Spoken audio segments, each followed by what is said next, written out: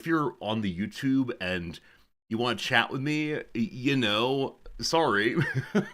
Strange is not working though. Anyway, hello, hello, hello. Good to see you today, Slivers. Hello, unnamed comet, Putzaru. Welcome back. How's it going today, Secretary? There we go. Oh, Fritz heard me talk once out of the room. Pardon me while I let Fritz out. Back in 10, or 5, 4, 3, 2. Bye, Fritz. Come on, buddy. We were having a perfectly nice hangout time until Fritz decided that he wanted to leave. What a jerk. What a jerk. What a jerk. Saquatera says, last day surely. You don't think I'll finish Baldur's Gate 3 today? You don't think it's going to happen? I recognize, unfortunately, the way I play story games like these, is to stop and think and talk at great length. And so because of that, I could probably get through things much more quickly if I would just keep my mouth shut and stay focused on the duty ahead, the task to be completed. My job is not to think and ask questions, but to do and die, as the phrase has it. Sunrun, good seeing you. Hello, Marks. Hello, Jim. Steve, good seeing you. Reflex, welcome in. Blue Link, hello. Hello, Dawberry. Hello, Oldie Dilettantish. At least one more after this one. Yeah, we'll see, we'll see. I was considering saying I will go long today, but I got things to do, so probably normal stream length, maybe a little long. We'll see how the day goes and what Noms is up to. Noms will be going to a shoe store today. She loves looking for shoes online and identifying used shoes that she desires. And so today she's probably gonna leave the house for a while. And if she's not back, then maybe I can go ahead and continue playing a little late. But yeah, we'll see how it goes. Hello, Shepard. All set for my third from last BG3 stream of the run. No. The last stream. The last stream. Today's it. No more streams allowed. Even if we're not done, we'll never come back to it. You better be good or I'm turning this car around. I don't know. Anyway, good day for me yesterday. Good classes. We're still figuring out which students are going to stay and which are going to go. Had a number of students drop yesterday, which is just fine. This is because they realized that they had signed up for a class that meets at 6:10 p.m.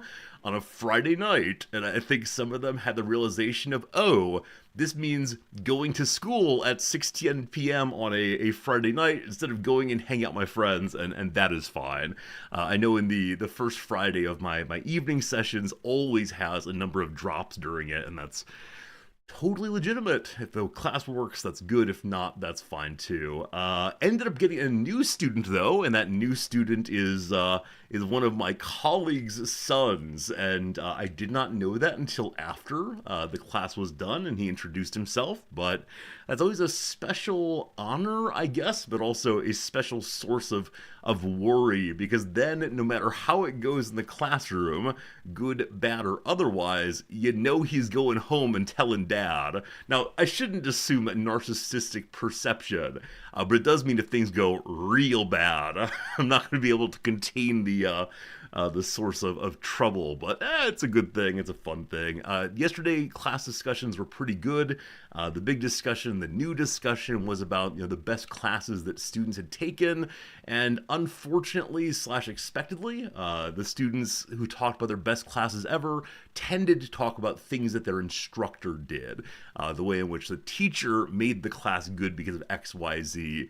And so I tried to push the conversation more into the direction of but what did you bring to the table? If you have a bad teacher, what can you do to repair it? Do you have to have some strong, charismatic leader to bring together the movement occurring? And it led to some nice conversation, some good thinking, and got the students to recognize my basic question, which is the way that you have done things, is that always the right way to have do them, or could we think about them in different ways? So good conversations, excellent work on a Friday evening. The students are learning some basic concepts and are getting a sense of, hello, Noms. I heard myself being discussed.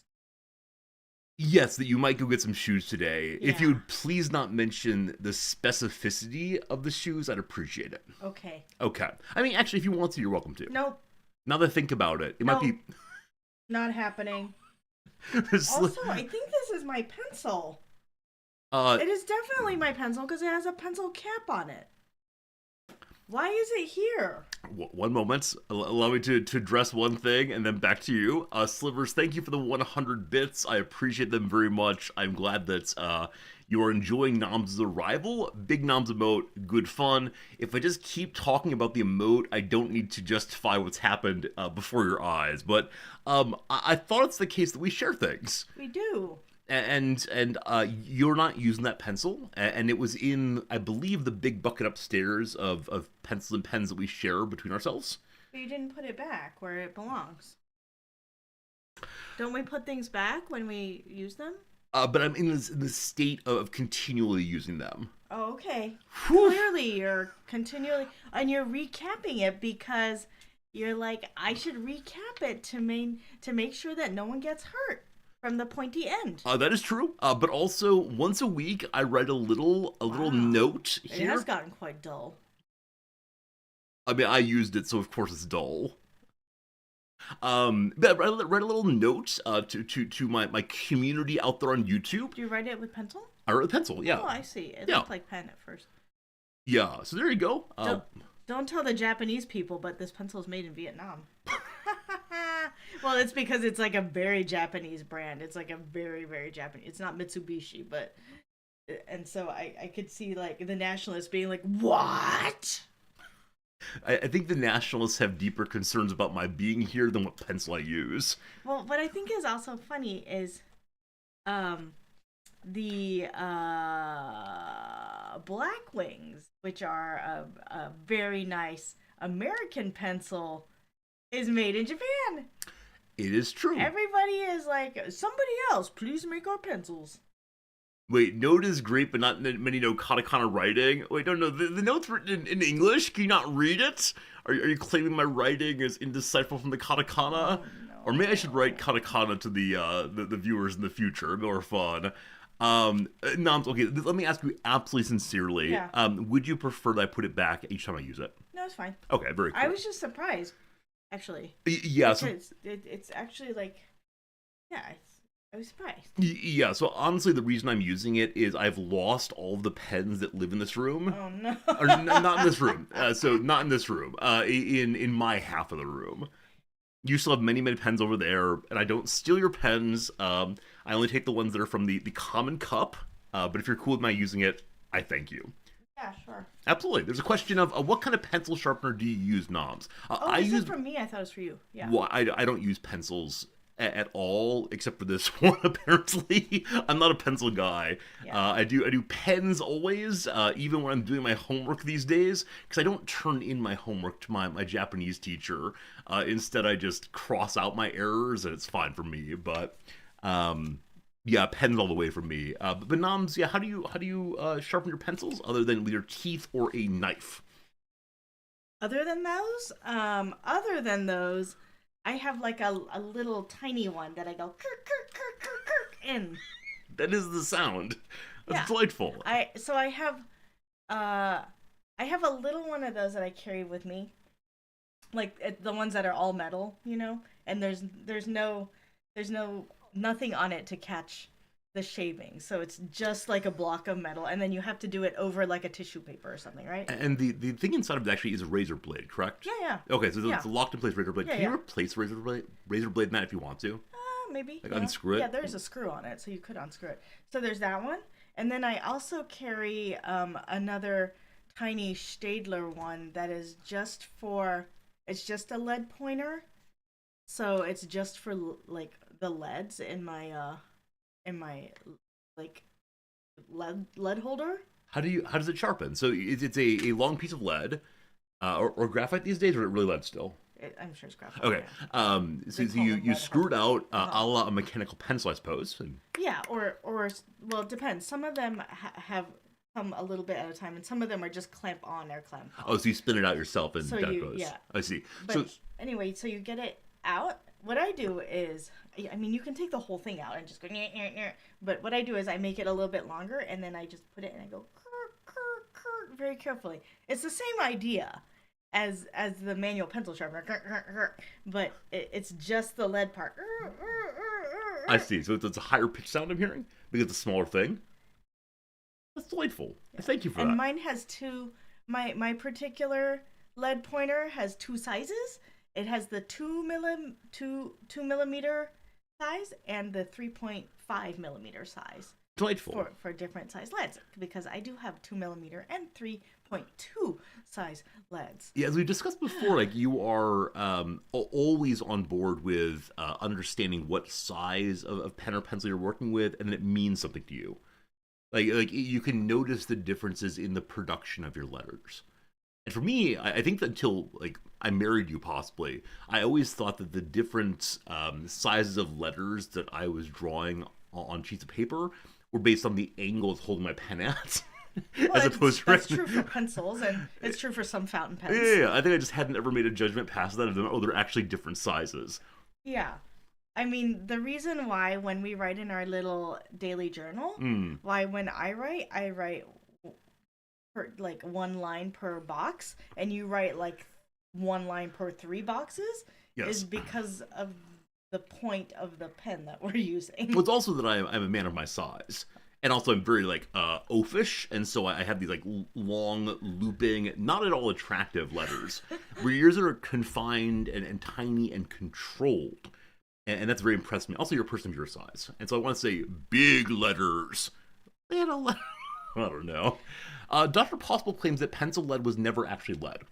There's always graphite. Do you know what it was called, pencil lead, then? Was it the word lead was more common and graphite was like strangely scientific?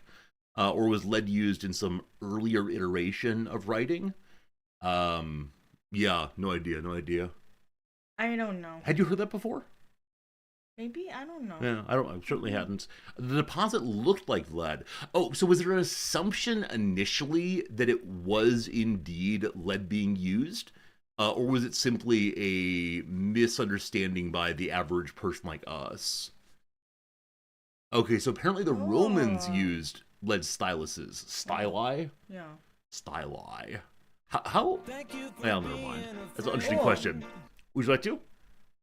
No, go ahead. Silent Crucifixion, I thank you for being here. Happy 72 months. Thanks for hanging out with us. Hope things are good over in Jersey, I think you've said. Jersey all the way. Silent Crucifixion is the person I gave greetings to our friend from on our New Jersey Thanksgiving.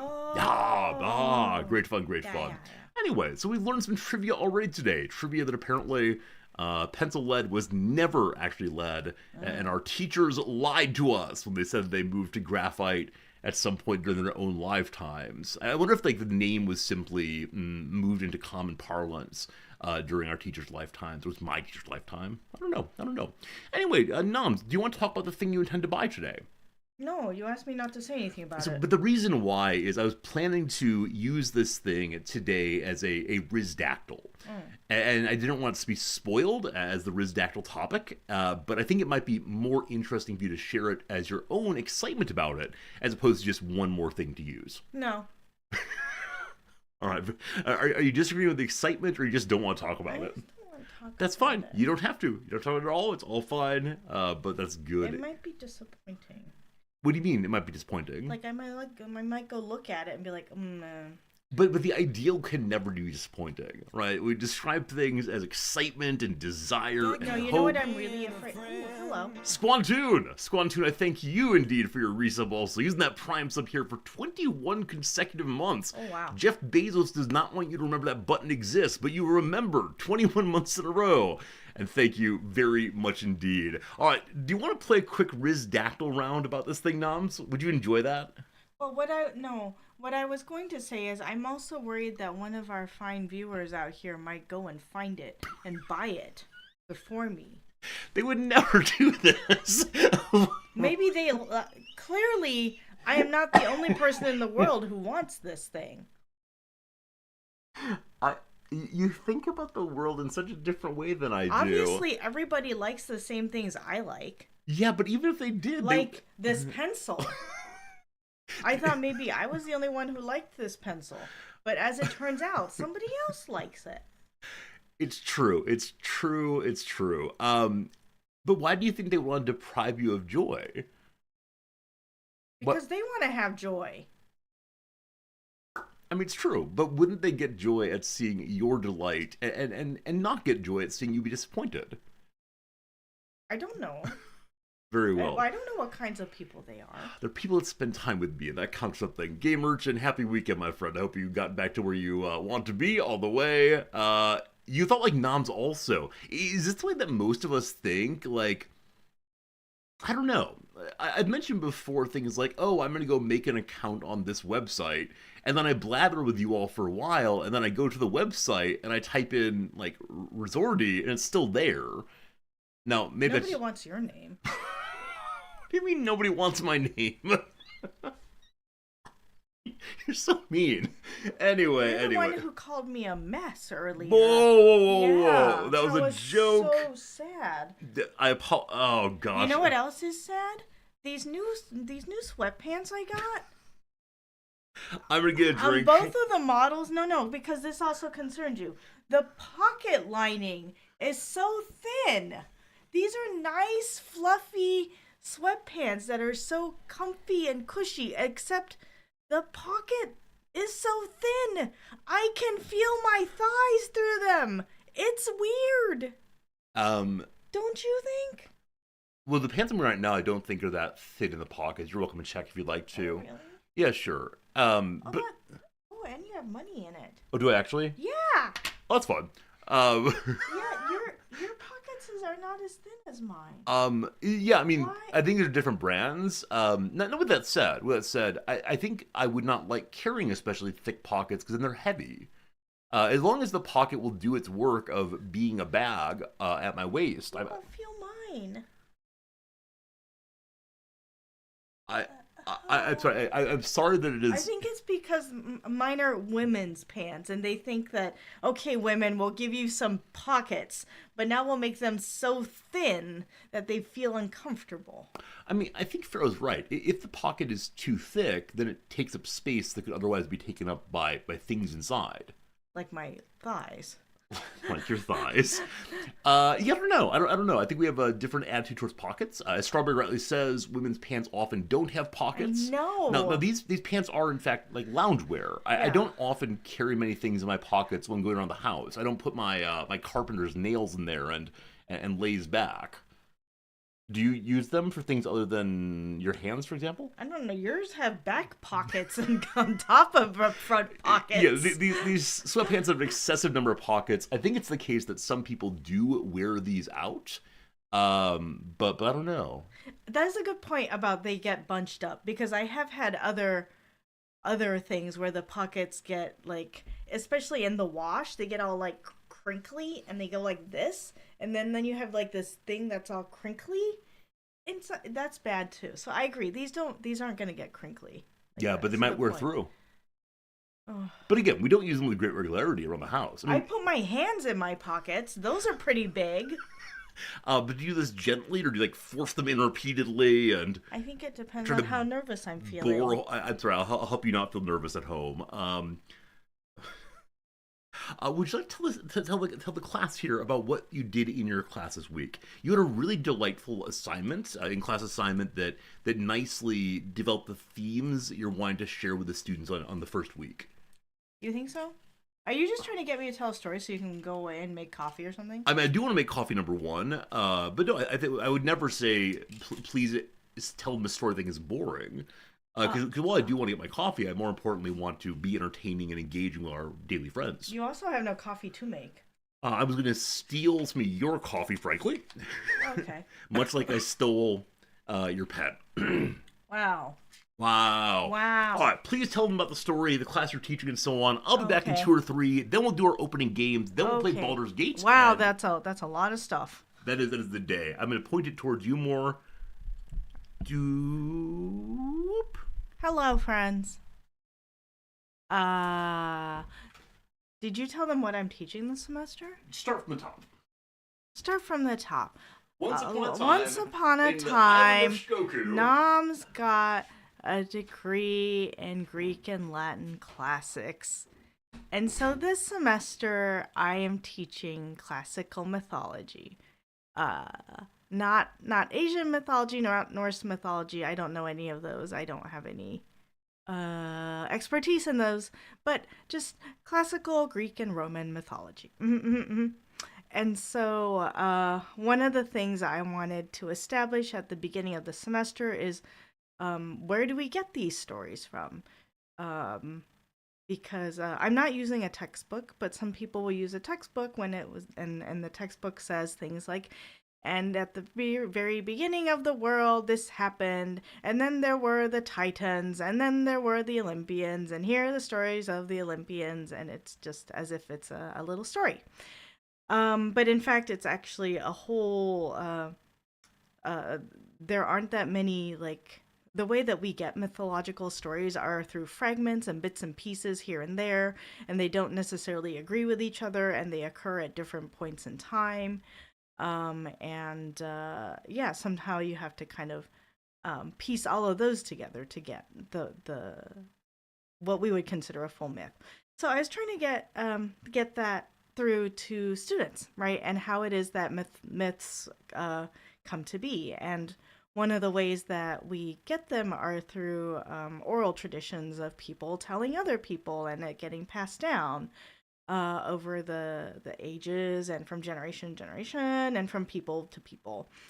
And so, as a result of that, or in order to try to get that across this week, I had a little activity in class where I told the story of Atlantis, the island of Atlantis. I told that story to three people. Those three people went out and told them each to two other people, and each of those people went and told the story to one other person. And then at the end, I had them write down what they had received. And by and large, the story was kind of the same. Yeah, basically a telephone game. Um, and the story ended up kind of being the same, but then there were some details that varied from like version to version. And yeah, so that was kind of fun. And yesterday, what I had them do is then take each of their versions and get into little groups and try to come up with like a more complete version, which is what some of the ancient mythographers did. Is they took and read a bunch of different ones and then tried to come up with kind of a more complete canonical version. Mm-hmm. And so that's what they did this week. Yeah, yeah. And there we are. The myth of Atlantis is in it's preserved in Plato actually. It's preserved in a couple of dialogues of Plato, and that's where it all comes from. My students were telling me that there's actually like a SpongeBob SquarePants that's about Atlantis, and then somebody was telling me it's also in Hotel Transylvania as like a place that they're trying to get to at the end of the movie. So I have to check these out over the weekend to see what they're like. Yeah, I'm sure the SpongeBob might be available on YouTube. So and it's probably short enough that I could probably watch it. So I think I intend to do that. Mm-hmm. Oh, there's several board games based. Oh, I like board games. Yeah. It's based on the sinking of it. So are you trying to keep it from getting sunk or is it already sunk? Oh, Aquaman is the king of Atlantis. Wait, isn't Aquaman that one movie with who is that Jason Momoa? Is that who plays Aquaman? Aquaman is so it was actually created by Poseidon was the original like god who oversaw Atlantis. You're trying to save everyone and escape before it all disappears. Oh, I see. Oh, it's a co-op. Co-op games are nice. I mean, yeah, they're nice because they're kind of less stressful for me. I think because I'm not worrying too much about trying to win. If there's a possibility of winning, I would like to win. Uh, Whereas if it's a co-op, then I don't have to worry about trying to win. Hmm. Hmm. Yeah, I don't know. I don't know what else there is to say about Atlantis. I actually wasn't like super into Atlantis. Like may be an understatement. Oh, like I like to win. Uh, I don't know. Yeah, yeah. Mm. That means I have to drag the team to the win. Um, I guess that's true, right? Yeah. Like, was I the person in the group? Like, if you had to do group work, that that then felt like, okay, well, I have to control the group because otherwise we're not gonna get everything done. I don't know. I think I tried not to be overtly bossy because I knew that was a bad thing. So maybe I tried to just be like covertly bossy, like, oh guys, maybe we should consider doing it this way. I don't know. Maybe people who knew me as child would be like, no, you were actually just bossy. Hmm. Comic books have lots of retellings of ancient myths. Good. Yes. I'm hoping that my students will dig up some of this stuff during the semester. Ooh, there's a green halo or white halo. Ooh. Oh boy, what is happening? It stopped. Yes, it has stopped now. Was there a halo below before? No, the green screen is leaning back. Oh, okay. And I noticed it was heading towards falling on your desk. Oh, am I just in the void right now? What do you mean? Am I not in front of anything? It's just green screen? There's no image behind me? Back here? Is it just the void? There's never been a green anything but a black void. Did you think there were images before? I don't know. I think I just wasn't thinking. Yeah, it's always void. Many streamers have nice things behind them, but I feel like I'm in a Zoom meeting if I try for that. Oh. So I think the only thing I would ever do is take a picture of what's actually behind and use that as a photo behind. Yeah, yesterday I had a meeting at 9 p.m. I thought about maybe taking a picture of my office background and then putting it as my virtual background. But then actually it turned out that one of my colleagues here was actually in his office and I felt bad for him. But maybe he was going to go out clubbing afterwards. Is he the kind of person who does go out clubbing with regularity? I think he goes out. He does, yes. I don't know anything about it, but I think he goes out. Yeah. It's true. He says he goes out to play.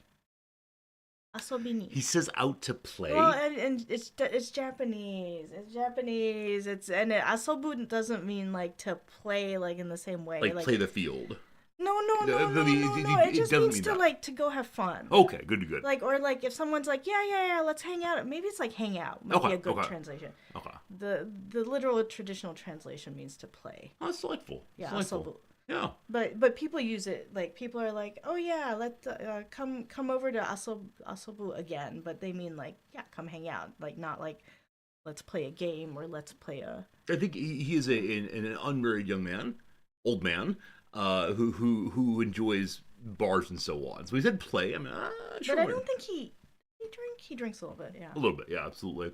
I heard some of our students talking yesterday about when they were going to the clubs. I mean, I said on stream previously that our students here are so forthright about their drinking, and carousing in a way that my students back in the U.S. weren't. That's because in Japanese culture, it's not seen as being anything unusual. Of course, what you do on the weekends. Of course, you go drink far too much. And so, of course, tell your professor. I mean, the people who I overheard were not Japanese. Oh, okay. Yeah.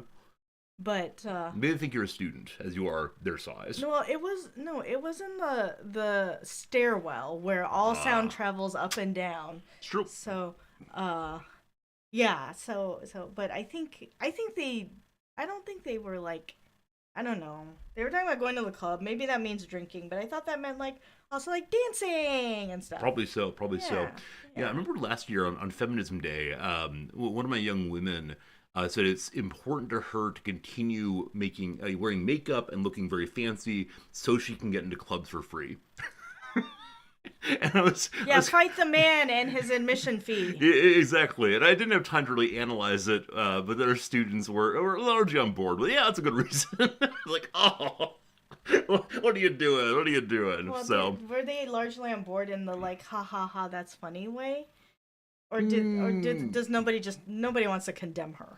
Right. Yeah. Nobody wants to condemn anybody because that feels bad, man. I think that's true. But it was definitely a new reason offered, and I appreciate novelty in classes. Regardless, it's probably time for us to begin turning towards the other things we do in the intro. Noms, would you like to stay for the opening games? No. How about the word of the day? It might be a fun etymology you've not heard before. Okay. Okay, would you mind taking one half step to your left? And a jump to the right. Bum, ba, da, da, da. Did you know that was coming? Yes. Okay, would you mind taking that half step back? Thank you. Unfortunately, I think you know my jokes better than I know my jokes. Because I thought I was somewhat novel in saying that. And guess what? I was not. All right, today's word of the day today. I was gonna start singing Green Day. You definitely we talked about Green Day on stream yesterday. It's I true. really liked Green Day when I was like a first year in high school. Cool. Yeah. Because that's when Dookie came out, I think. Yeah, I think I was. I'm not sure if I wasn't allowed to listen to it, or if instead it was a matter of it was just looked upon negatively because of the word Dookie. Dookie. Yeah. I don't know how I was able to listen to it, but I did. Your parents preferred it when you listened to classical music, yeah. Yeah, but I think they knew like it was a losing battle. With the youth. Word of the day is vendetta. Do you know this first mind? If not, it's no problem. Do I know These vendetta? are the etymology of vendetta. First Oh, one. the etymology? If not, it's cool, of course. No. Cool, sounds good. Vendetta refers to an active and mutual hatred between two families or groups, also known as a blood feud. How many other people also think of Romeo and Juliet when they hear this? I did not. Oh, okay. I thought of the Hatfields and the McCoys just for a brief second, and then I thought about there's some video games that are called Vendetta, I believe. And then there's V is for Vendetta. It is indeed. That's an Alan Moore piece, I believe. So, but yeah, you did Romeo and Juliet right away. Huh, that's delightful. The only way that comes up in my classes these days is to make fun of it, because it's teen romance. Why are you making fun of Shakespeare? I think Shakespeare is great and all, obviously. I turned my t-shirt into a crop top. Because these pants are so high-waisted. It's insane. I have them pitched up, and the crotch is still so low. I appreciate you, Noms. All very good, all very good. No, it's because, one of the culture's traditional reference points to, love and dying for love and giving it all for love and leaving family for love is... But I won't do that. Thank you. Meatloaf is definitely a more supreme presentation than teenagers. Because, man, back when I was a teenager, the affections of the heart and the hormones can make you want to do some crazy stuff that are perhaps on a more rational... Like kill yourself just because you heard that somebody else, that the person that you liked, you heard through the gossip grapevine that they were contemplating killing themselves. Like that? Possibly like that, yeah. Yeah, absolutely. And so, that's how it goes. I'm sorry. You don't like this cardigan? You dislike this? Oh! The problem that it's green and so upsetting and that it's, Oh! Here, I've brought back... Shots fired! Pew, pew, pew, pew, pew! Why are you such a delight? Thank you, Nom, for being here. This makes it a better stream than were you not here, frankly. So thank you for being here. We should just have you here the whole day and not play Baldur's Gate and say we'll pick it for the other day. Anyway, the student insisted that the principal had a personal vendetta against her. There you go. Here is the etymology. Did you know? Thank you. Would you like to read it? No. English speakers borrowed vendetta, spelling it all from Italian in the 19th century, literally meaning revenge. Vendetta first referred specifically to Italian, and especially Corsican family or clan-based feuds. It later extended in meaning to cover the acts that tend to feature in such feuds, and later still expanded further to refer to the commitment to carrying out such acts. Vendetta ultimately traces the Latin verb Vindicta. Vindixi, meaning revenge or vindication. That Latin word is also in the family tree of other English terms related to getting even, including avenge, revenge, vengeance, vindicate, and vindictive. I would like to point out that revenge is not a verb. Why is that important? Well, it says vendetta ultimately traces to the Latin verb vindicta, meaning revenge or vindication. It's a verb form, so I think that's what they're going for. But it Merriam-Webster. This is Merriam-Webster. Wait, did you say revenge is not a verb or vindicta is not a... Oh, I see. Meaning revenge or vindication. Here. Okay, so you're saying yeah. you're saying the translation of a vindicta into revenge. No. I'm saying they're calling it a verb. Which is okay, yes, that's a verb form. Yeah, so I'm okay with that. But then they're like the Latin verb meaning a noun. I see. So you moved vindicta to a noun is what you dislike. Yeah, I don't. I mean, yeah, I just think it plays a little fast and loose with our what do you call those parts of speech. Is this And because of all the sites on the web that Merriam-Webster should, we're leaving. We're turning into Oxford English Dictionary yeah? people because they would never do such a thing. I mean, from time to time, I do consider using OED on here instead. The only problem is that my It's a OED subscription. subscription reveals who I am all the way through. It's through the university, and so it says, "Hello, big boy. Here's who you I are." mean, you can pay for your own. Resorty can pay for his own OED subscription. Yeah, let's not do. Anyway, fill in the blanks. Oh, I had something to say. Please say the other thing you want to say. Oh yeah, let's do that first, and then I would like to say something else about it.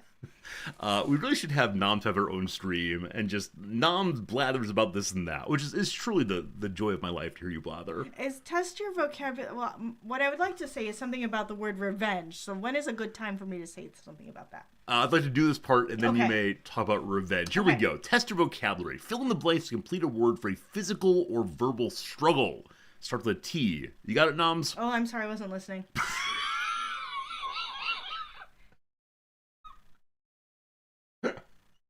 I was thinking about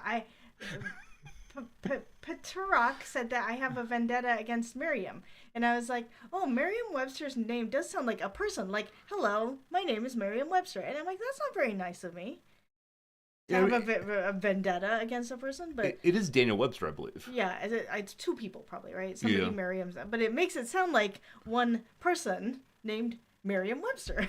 I see. Yeah, I mean, Like I'm a mean person, like, Merriam-Webster, you. But I like it. You all are absolutely correct. It is indeed tussle. Good job. And yeah, tousle is a moving of the fingers through hair often. Tousle versus tussle. Tussle is, argy-barginess of word or deed. Now, what would you like to say about the word revenge, if you please? oh, there's only one of those. Okay. Revenge is one of these English words that have, I think, is it called a waseigo? Yeah. So the Japanese have not taken the English word in toto, but have made it Japanese-ish English. Yeah. Wasa here, wa meaning Japanese. Yeah. Yeah. So there's some words, like tension, right, which don't mean what they mean in English. Revenge is one of these. So people will say, yeah, I tried to run a marathon, and I just wasn't feeling it that way that day. I was feeling really bad, so I couldn't finish it. But I will revenge it. I see. So avenge is possibly a better translation, or better word to use there. Yeah, maybe. Yeah. But So they get back at? but it doesn't have that negative connotation. I don't think. Not. It's more just like I'm gonna give it another go, and I'm gonna try again is what it means. That's interesting. But people will say, yeah, I will revenge it. Do you want to run it in Japanese real quick? Just feel I think it's like revengeをする. Revenge shimasu. So it's turned into a full Japanese verb. Revenge. Yeah, I guess With so. the I thought, rusu, yeah. yeah, something like that. A rusu verb. How exciting.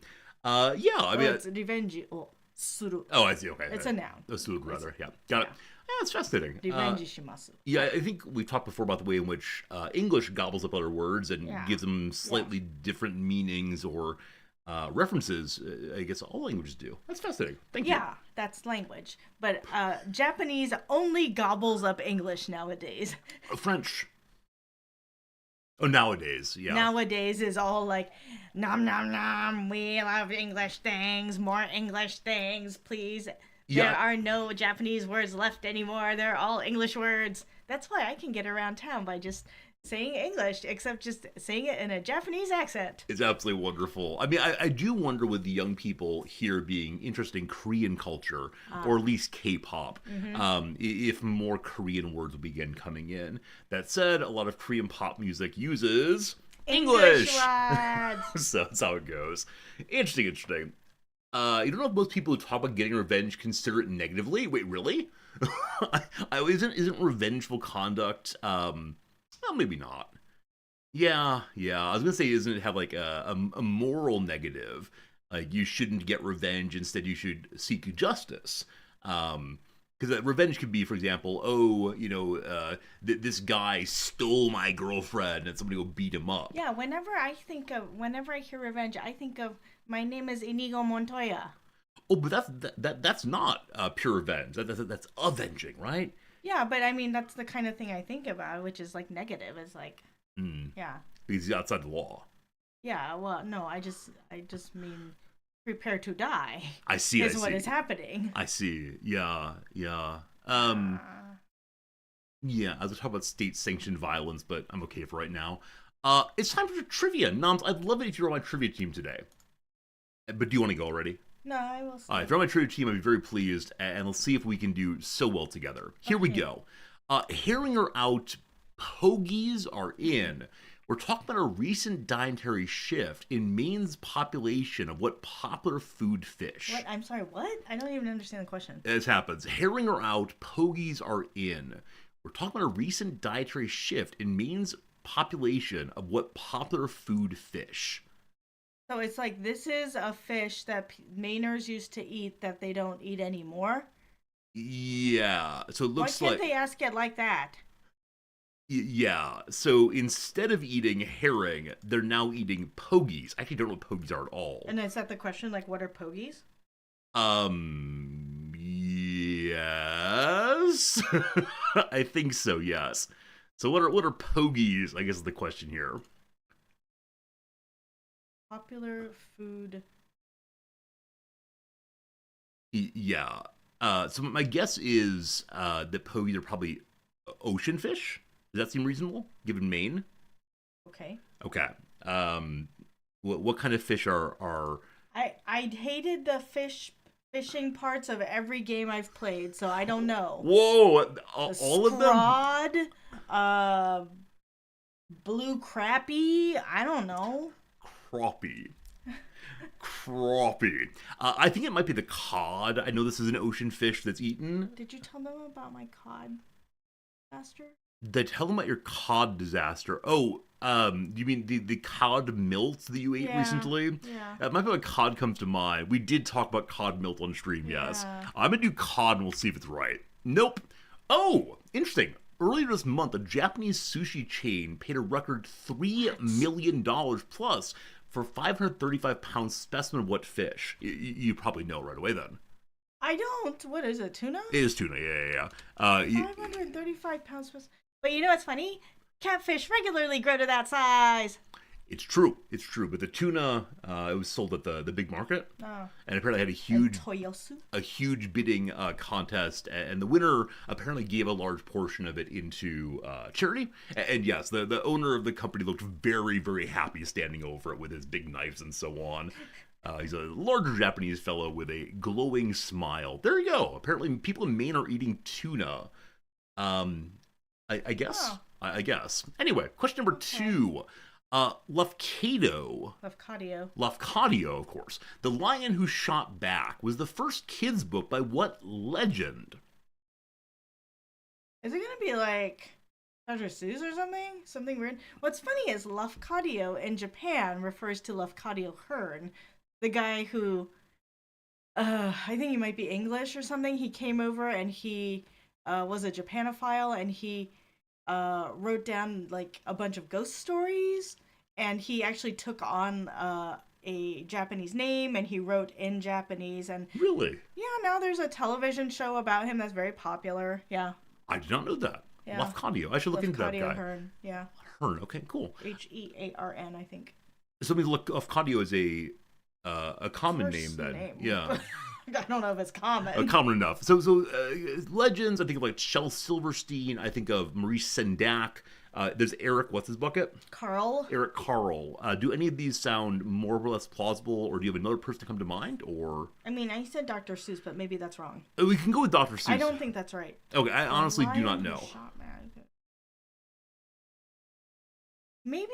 Maybe it does sound a little bit Shel Silverstein-y. It does to me also. Yeah, that's what came to mind. I mean, if it is, oh gosh, I hit enter accidentally. But you're lucky they took it. They took Shell S. Yeah. They took Shell S. No, they just took Shell. Wow! Wow! I got so lucky there. I'm standing more to the right than usual, so my typing is weird. Oh, I didn't know he wrote A Boy Named Sue. Yeah, he did indeed. He did indeed. How many shells do I know? I mean, the name Shelley is somewhat common in, I believe, American Jewish culture. There's a Like Sheldon. It's short for Sheldon. Oh, Sheldon, right. I mean, there's Shelley Kagan as Sheldon also, who I was thinking of. Yeah, good call. Sheldon is short form. Why are we going to a different window in the middle of the... Because someone wants you to see the Guardian giant tuna sail and how happy Big Boy is. Behold, happy Big Boy. Whoops. No, thank you. That's a happy Japanese man. Giant tuna. It is a giant tuna indeed. Yeah, 510 million yen for the thing. Yoshi Kimura, the Tuna King. Now, if you want to, we can go to his Kumura dining halls. And eat what? Tuna. Part of that tuna. All right. Very glad I got shell on that one. Wow. Anyway. What? I was just your little butterfingers there. Yeah, you gotta be careful. Entertainment, including 7 in a row for Outstanding Host. Who has the most Emmy Awards of any black performer? Emmys, that's TV, right? Yeah. So host. It could be host for SNL, possibly. I 7 in a row for Outstanding Host. That's a lot. Oh, is it Oprah? Oh, you genius. I immediately started thinking of men. Oprah is absolutely right. You are a genius. You saved me points today. Oprah I just said, is it Oprah? As of 2021, whose then VH1 show got a Guinness record for most Emmy wins for a reality competition. How about Tyra Banks? Her model show? Oh, yeah. Is it on VH1? It was apparently on then VH1. Do you think Tyra Banks is plausible, at least?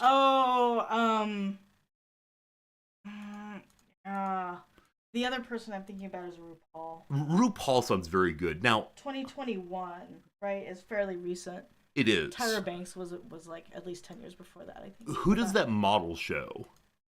Yeah, that's Tyra Banks. That's Tyra Banks, okay. So RuPaul sounds very good indeed to me. Now, this is me showing my profound ignorance. I really do not know. RuPaul is a black performer. I'm pretty sure cool. RuPaul is black. Sounds good. I do not know, but great. Good job, Noms. I have not. Maybe I watched like very, very, very early RuPaul's Drag Race, but I haven't watched it since it got big. Cool. And of course, I remember RuPaul's single. So what I'm hearing is before. Oh, this is RuPaul, right? Before they were big, I was attending to them. Hipster Noms all the way. Wow. Who is the Broadway actor in Kinky Boots? Yeah, you're thinking of Billy something, right? Yeah. Billy Porter, that's right. Billy Porter's who I'm thinking of. I apologize for not being certain on this, but Billy Porter, that role plays dragish also. Delightful, thank you. Look at that, wow. It's very impressive outfit there. All right, question 4, here we go. Good luck. Oh, okay. This one is, should your PhD be revoked? I had a political philosophy one a while back that I did not get. It was very embarrassing. Social sciences, around 130 CE. What Roman emperor built a religious cult around his tragically lost young lover, Antonius? I think it's Hadrian. I think it's Hadrian. I like that. I think it's Hadrian. So one reason... I haven't taught Roman civilization in about over a decade. It's been a while. So one reason I like this one is I often think, are there other things about this person that could be made into easy answers? Here, the wall. Absolutely. Noms, you're a genius. I'm not a genius. I just taught Roman civilization every year for like 10 years of my life. I mean, you're allowed to keep your PhD. That's wonderful. Good job. Yay. All right, question 5, the last one. Infrared remote controls were the first consumer products to use what now ubiquitous technology? The word laser comes to mind, but that's because I like space things. Pew, pew, pew, could be. Thank you, thank you, thank you. Um, Yeah, I think that sounds right. I mean, could it be like Bluetooth or something? No, it had the little bulb at the tip. It had a little bulb. All right, let's do laser or those LEDs, Oh, I light emitting don't know. LED, LED. Noms, thank you for saying the red dot. Yeah. I remember when I was a kid, I looked at those. I was like, what's this? Wait, you put it into your eye? No. I was just like, I remember like kind of like pushing the little bulb around inside the plastic casing. That's great fun. Is that why you have to wear glasses now? No. Okay, delightful. Noms, thank you for saying that. That actually helped quite a bit. I would have gone laser. I'm sorry about Oprah. That's okay. 13 points is a really good day, Noms. I would not have gotten Oprah at all. I was thinking Chris. Well, it was RuPaul, so it wouldn't have mattered if you got. But I think it was a good first guess. I was thinking SNL. It's like, okay, Chris Rock was on SNL a lot for a while there, but yeah, crazy good Noms. How do we do compared to the average bear today? We did pretty well for the average bear. Today was a more difficult than usual one. 7 is the kind of normal cutoff. Mm-hmm. Very good job. Let's see which ones we knew that other folks didn't know. Tuna, most people saw that news story, certainly. Oh. Shel Silverstein, most people struggled quite a bit. But yeah, that number 3 there, I think a number of people have read these books back in their young years. Where the Sidewalk Ends was the big one in my generation. RuPaul, most people have gotten 3 via the Drag Race reference. Very good. And then Hadrian, most people did not get it all. Most people did not answer the plurality, etc. I'm amazed with that given the wall part. How people do not... crazy. I mean, maybe only people who live in Great Britain know about the wall. Do you know about the wall? I have a PhD in classes. Chat, what portion of you all who are non-British know about Hadrian's Wall? So give me a 1. Give me a 1 if you know of it. I'm going to say that everyone in here knows about Hadrian's Wall. Now, that said, it's possible that we are big old nerds who play the right kind of games for these. Yeah, so most, I mean, at least by name, Jim, right? At least by name. Yeah, because it's in the games. That's why. It is in the games. It's true. Like I don't think most people know Hadrian. Would you like to go ask our neighbors if they know about Hadrian's Wall? No, I'm busy hiding from our neighbors. And if they also have your Christmas present?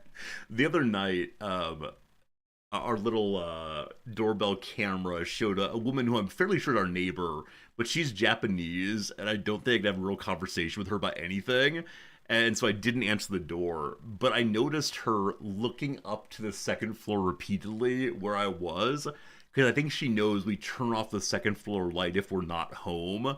And she just kept looking, and then she went away, and I told Noms this story, and she said, just answer the door. Yeah, plus maybe she speaks English. It's entirely possible. That said, I don't want to have the awkward conversation of I can understand half of what you're saying, but I do not know how to respond other than with, like, vague repeating of what you said. So, yeah, it's an issue. Maybe she had an emergency. She did not look like it was an emergency. Maybe she wants to borrow a cup of butter or something. We don't have. We do not have a cup of butter. We have some margarine. You know how to say we don't have it. I do know how to say. Or you know how to say no. I could just say no over and over again. Team, it's time for you to play. Bata arimasu ka? Bata. Except the way she would have asked it, she would have been like, I am so terribly sorry to bother you, and I usually would not bother you, except, as you probably know, the grocery store around the corner from us has closed, and I don't really have, I have something going right now, and I'm afraid that I do not have time to go to the store, and I would humbly beseech you to consider... I don't think there would even be the ask. I think it would be something like, and so some butter would be useful. Yeah, the indirect ask is so popular here. Anyway, I must continue moving forward because there's a game I'm trying to save, or finish rather, next day or two at the very most. So, let's do the redactyl. Let's discover what this is together. If you need to go, you need to go, no problem. Her child needs a large... Are you talking to me or are you talking to them? Well, they're welcome to go anytime. Little X is in the top right corner. Sweetie, if you need to go, I don't call them sweetie. If you need to go, I understand. But if you want to play for this, that'd be great. No, thank you. All right. Have a good day, Noms. We appreciate you. We thank you. Someone said maybe their child needed a large white American for a school project. That's right. Uh, Maybe she couldn't reach something on the top shelf. Occasionally, students do stop me and take pictures to show they've met an American. It's supposed to show they're having a conversation with the person, but their conversation is just picture please. So that's how it goes. Anyway, modern here, there's 7 of those. First, there are 20 of those. City, we have 150 cities. It is a city day indeed. Soviet, there are none. How about buy? No buys today, unfortunately. Country, we have 5. Nature, there are none of those. Is it an island? 2 of those. Hello, Olafson, sweetie. Is it Sweetie? It is not Sweetie. Oh, you. Europe, there's 1. How about Republic? There's 4 of those. A population center. There are 20 populations. How about Africa? There are none of those. Asia, there's 4. China, 69. China's today. Is it ill? There are no ills. Is it north? There are 8 norths. Is it Africa? We did a moment ago. Is it south, possibly? 18 souths. I'll do the other directions. It's 10 easts. There are 7 wests and 14 centrals. There you go. Is it a level? A level, there are 10. A mammal. No mammals, unfortunately, today. How about the word America? We have none of those. Large, we have 33 of those. Is it Beijing, maybe? 8 Beijings. Is it Zhejiang? 1 of those. Is it 3? There are no 3s today. Is it Shanghai or Shanghai? There are 6. Is it a capital, maybe? There are 5 capitals. Is it Peking? 1 of those. How about the word prefecture? 3 of those. Is it Chongqing? None of those. Is it Beijing? We did. How about the word multi? There are 3 multis. Hong Kong, all one word? Unfortunately not. Is it Chongqing with a different spelling? Is there a U there? No, same spelling, no. How about a metropolis? None of those. Shenzhen. There you go. There you go. Of the many cities we know, that is one. Good job, Grulon, with the first one guessing that one. A lot of big old cheaters today. Some people did not get it at all, but that's okay. Shenzhen is a prefecture-level city in the province of Guangdong, China. A special economic zone. It's located on the east bank of the Pearl River estuary on the central coast of Guangdong, bordering Hong Kong to the south, Dongguan to the north, Huizhou to the northeast, and Macau to the southwest. With a population of 17.5 million in 2020, Shenzhen is the 3rd most populous city by urban population in China, after Shanghai and Beijing. The port of Shenzhen is the world's 4th busiest container port. Lots of things going in, lots of things probably more so going out. There you go. I actually have a student who's from near to this area, and yeah, he's just some guy. I think Americans are often trained, and Japanese also are trained to suspect that the Chinese are not, ordinary people with ordinary goals and so on. And they just are totally average folks. Now that said, anybody who comes to my university is probably a little unusual in some way, but yeah, just people, how it goes. All right, team, it is time for the most exciting portion of the stream. Got about 20 minutes to do some rounds of Rizdactyl. I have one ready to go today. This is mine. For the 2nd day in a row, I'm seizing control of the means of Rizdactylation. And so I'm stealing this one. Here we go. It is now on my screen. I discussed it at breakfast this morning. Breakfast morning, it was discussed. Any questions you got? Yes, no, or otherwise, let's get to it. Is it a person? No. Is it a place? No. Is it man-made? Yes. Is it Liza Minnelli? No. Would it fit in your nostril? No. Is it European or North American? That's not a yes-no question. I mean, I guess it is. Yes, it is European or North American. That said, I refuse to accept disjunctive questions from here forward. Is it related to a bassoon? No. Is it Magic the Gathering related? No. Will chat boo? I don't think so. Is it intangible? No. Is it a song? No. Is it an appropriate topic for the breakfast table? For my breakfast table, yes. The average breakfast table, probably not. Is it an attempt to indirectly advertise the YouTube channel? It is not that, no. Is it human? No. Is it a concept? No. Is it man-made in the way you don't like? Nope, it's man-made in the way you do like. Is it worn? It is not worn. Is it a historical event? It is not. Is it unique? It is unique, yes. It absolutely is unique. Good start, team. Is it a suspiciously equine lion? How dare you? How dare you, making references to my earlier foolishness? Yesterday I did mention the flag of Bern to the student who likes flags. He was delighted by it. Thank you for that recommendation. Is it food related? No. Is it in the USA? No. Is it a hard pack surface suitable for vehicular travel? Oh, it is. Nope, not one of those.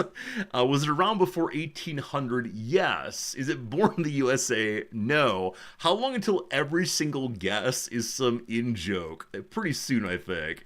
Is it a noun? I refuse to do that way of answering, unfortunately, my friend. You need to ask about the thing itself, not about the Wikipedia page or our references to it. I'm sorry, welcome to the channel, but we cannot do that, Banks. Does it relate to rose in any way? No. Is it a tool of any kind? No. Was it a gift? I believe the answer to that is yes. It was a gift, but I'm not certain on that. I believe at some point it has been a gift, yes.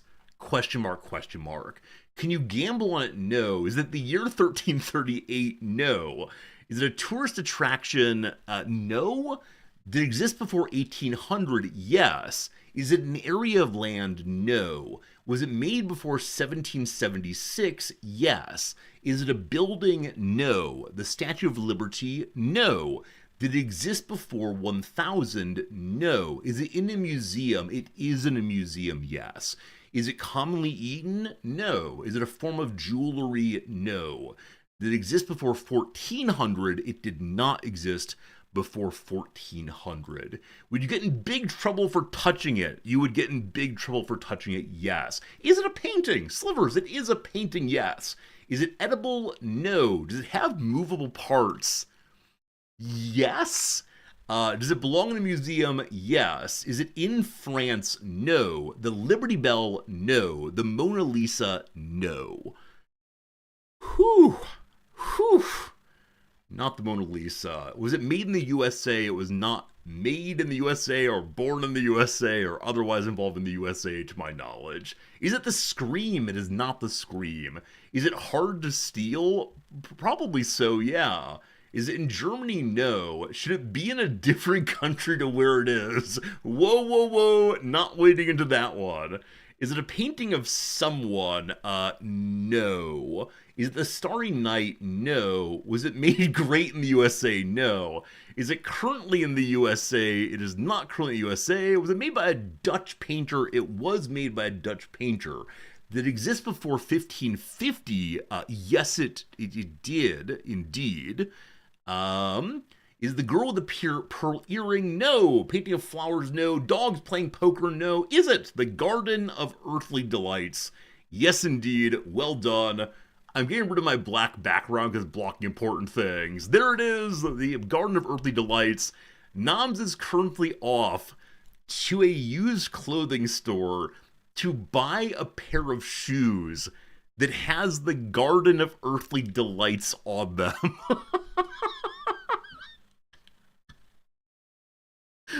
What is this country that we live in that one can buy a pair of shoes that is painted, I believe, with the Garden of Earthly Delights on it? And it really does include things. Oh, this take a while to load. Like the, come on. Like the King of Hell. Oh, we don't believe in resolution yet, but the King of Hell will be in this thing. And, good old Mouth of Hell and all the rest. Yeah, the green screen hates the sweater, unfortunately. It is a green sweater. Shame on me. You want a picture of the shoes? You'll absolutely get those. You'd worry someone would buy them first. Absolutely right. But, yeah, she's going to buy those. And that's why that was today's first Rizdactyl all the way. The King of Hell on the left foot, I honestly do not know. where the bits are. Nam's already bought, I believe, 2 other pairs of shoes or boots with artwork on them. She never wears them. She just likes having them for the possibility of wearing them someday, probably to art openings. How much are the shoes? I believe. Oh, so, Eka, are you on the website right now looking for them? Is that possible? I believe they're 8,800 yen, which is probably $60 or so. Something like that. Amherst, good job on the guess. I'm going to go and give you a point for helping out. Helping out means winning here. Hey, Robzilla. You got yourself your resorty New Year's postcard. I'm so glad for that, my friend. Happy New Year indeed. So glad indeed that the postcards are showing up here, there, and everywhere. All right, team. I'm gonna do a random one now. Play a random game. Here we go.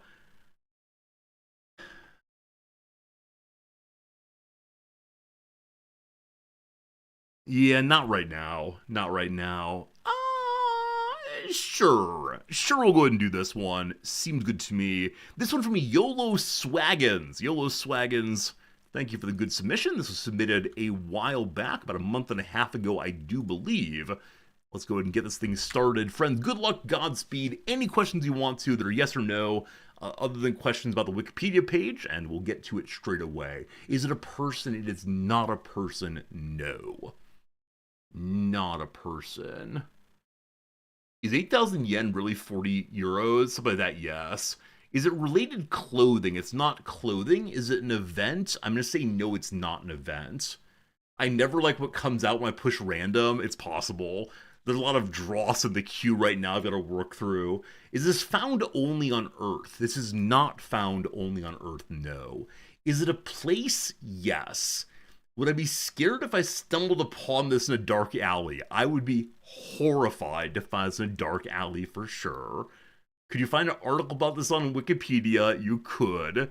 Is it unique? This is unique. Is it US related? It is not US related, no. Nope, nope, nope, nope, nope. Is it a star? It is not a star, no. Is it a crater? No. Does it encompass the Earth? It does not encompass the Earth. Is it a black hole? It is not a black hole. Is it exotic matter? I'm not quite smart enough to answer that question. I think the answer is no, but shrug, shrug, shrug. Is it mystical? No. Is it fictional? No. Is it an element? No. Is it a meteorite? No. Is it the pillars of creation? No. Is it in our solar system? I believe the answer is no. Give me a second, though. Gosh. Wait. No, of course it's not. It is not in our solar system, you fool. Is it a system of stars and such? No.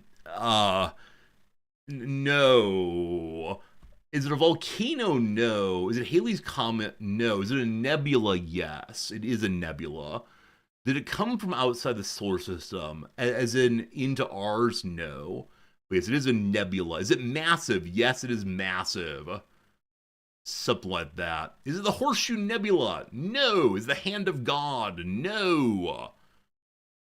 Which nebula is it? Is it the Crab Nebula? Well done indeed. The Crab Nebula. Man, you all got this one so quickly. Very impressive indeed on that one.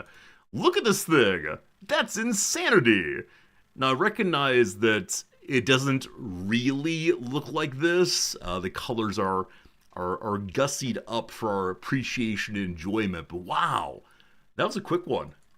You want partial credit for getting us off Earth? Yeah, I think if you ask the early question of is it on Earth, that helps a lot. It's totally in our solar system. No, it's not. There are no other stars inside of our solar system. But thank you for making me feel foolish here on screen. That's how it goes. How it goes. All right, good job. Let's do another one. Often we do only 2 of them, but that one went so fast I don't mind doing a third indeed. A Nooster got that one first, I believe. Nooster, good job indeed. Congratulations on your 1 point for excellent solving. It'd be interesting to find it in Dark Alley. Yeah, I was thinking of that Monty Python sketch in which someone has what is it, the entire solar system inside their kitchen, something like that.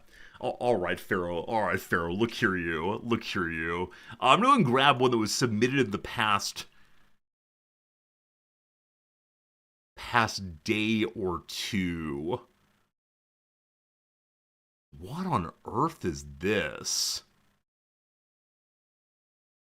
Fascinating. Man, there's some good ones here. Okay, dogs, I'm grabbing one of yours, but this is a very nice one indeed. Give me a second. No questions. No questions, thank you. No questions, thank you. All right, friends, on my screen right now, I have a fine Wikipedia from dogs. This indeed is on my screen now. I'll take your questions. Is it on Earth? It is indeed on Earth, yes. Exotic matter keeps strange dimensions away. I mean, does everything have strange matter somewhere? Never mind. Is it a person? No. Is it a place? No. Is it man-made? It is indeed man-made. Is indeed man-made all the way. Does it appear in sculpture? I mean, those contemporary artists getting some weird stuff, so maybe. I'll say probably yes, actually. Is it commonly eaten? It is commonly eaten. It is man-made in the way you do like ordinary man-made. Would I be terrified to find it in an alley? I would not be terrified to be confused. Does it require electricity? No, it does not require electricity. Is it a type of food? It is indeed a type of food, yes. Is it South American? It is not South American. No. No, no, no. Is its main ingredient a grain? Huh. Huh. It's complicated. I'll say grain is an ingredient, yes. Here we go. Type of candy, no. Is it a dish? It is. Is it squishy? It is. Does it typically involve meat? I didn't think so, but I think the answer might be yes. Is it from European cuisine? Yes. Is it Indian? No. Is it nigiri? No. Sorry, nigiri, I misread. No. Does it contain added sugar? No. Is it best served cold? No. Is it more likely to be eaten at breakfast than dinner? I believe most commonly eaten as breakfast. Is it typically eaten for dinner? I believe it's not typically eaten for dinner. Is it good for your health? Probably not. Nutella, no. Spotted dick, no. Oatmeal, no. Grits, no. Turkish delight, no. Is it eaten raw? No. Do you need a spoon to consume it? No. Is it from France? No. Is it a hash? No. Are a significant number of people allergic to it? I don't think so, except earlier we talked about, is it a grain? So maybe gluten allergy, but I'm not sure on that. Is it bread? No. Is it made with eggs? Yes. Is it huevos rancheros? No. Would the country of origin hate my pronunciation? I think I can do this one where the country of origin will accept my pronunciation, most likely. Is it pancakes? No. Is it croissant? No. Is it quiche? No. Is it from British cuisine? I thought about making that joke also, Eka. It is from British cuisine. Is it eggs in a nest, eggs in a basket, or toad in the hola? It is indeed toad in the hola.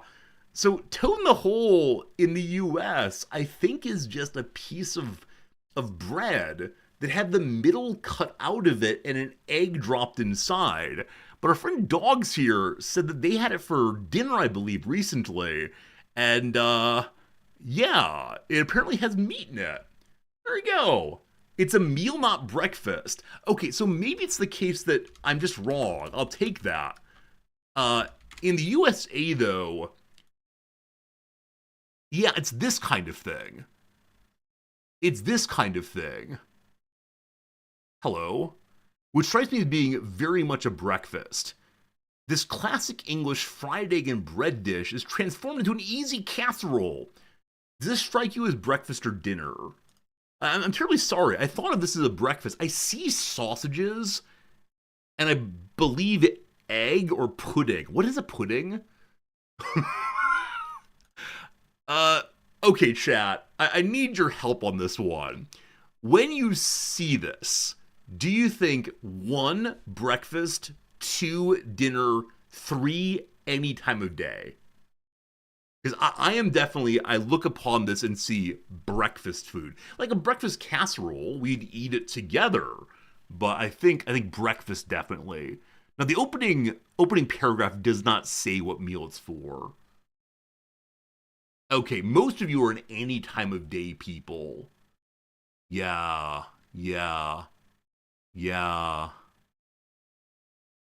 Dishes like Toad in the Hole appeared in print as early as 1762, was described as a vulgar name, the average name for piece of beef baked in a pudding.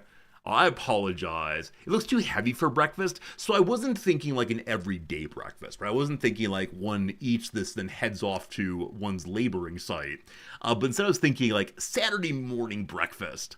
But again, big sausages here are things that I think of as being basically only for breakfast. Now, I recognize that those of you with the like German backgrounds, sausages are for other times too, but I think American culture, sausages are breakfast primarily. Anyway, I apologize. I apologize that I misled you all by saying it was a breakfast food. My ignorance is no excuse, but it is what happened here. Who got this one first? It was Rock Smasha. Rock Smasha, by calling it eggs in a nest first. They're called bangers. Rock Smasha gets the disjunction of dishes. So Rock Smasha's claim is that eggs in a hole is the same thing. Eggs in a hole. Eggs in a basket, toad in a hole, or one-eyed Jack. Friends, is one-eyed Jack an Australianism? I've never heard this before. Okay. So, all of these are the American equivalent of toad in a hole. Rock Smasher should not get a point, apparently. Okay. I was accepting the words being typed in chat, but okay. It's hardly an equivalent. All right, very well, very well. Who said toad in a hole directly first? I saw a number of people said the word also after Rock Smasha. Did no one actually say it? Did I stop it prematurely?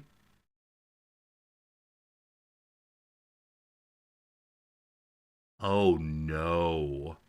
No, Rock Smash, I mean other than you.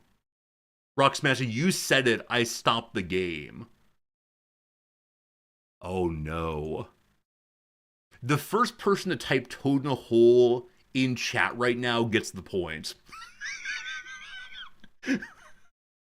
All right, Razor got the points. All right. Good job, team. Razor XX4, you get the point today. GG, well played. There's probably now a tradition that anytime someone gets the answer, someone else should type it in right away. Yeah, the problem, Dr. Possible and Dogberry, is if the person themselves said, I do not want the points, I'm then gonna say they do not get the point, unless I'm like absolutely insistent on that one. We'll see. We'll see. Oh, very good. Scandal. That's okay. What is the game called? The game is called Rizdactyl. It's not called Pterodactyl or Echodactyl. All right. We should probably play some Baldur's Gate, shouldn't we? I'm having a great time as always, but we must play actual factual video games here, not ones that I made up on a whim. One strange, I think, Saturday morning. Friends, I want to say thank you for playing the games with me today. It was a good time for sure. We'll do more of those games on my Monday, American Sunday evening.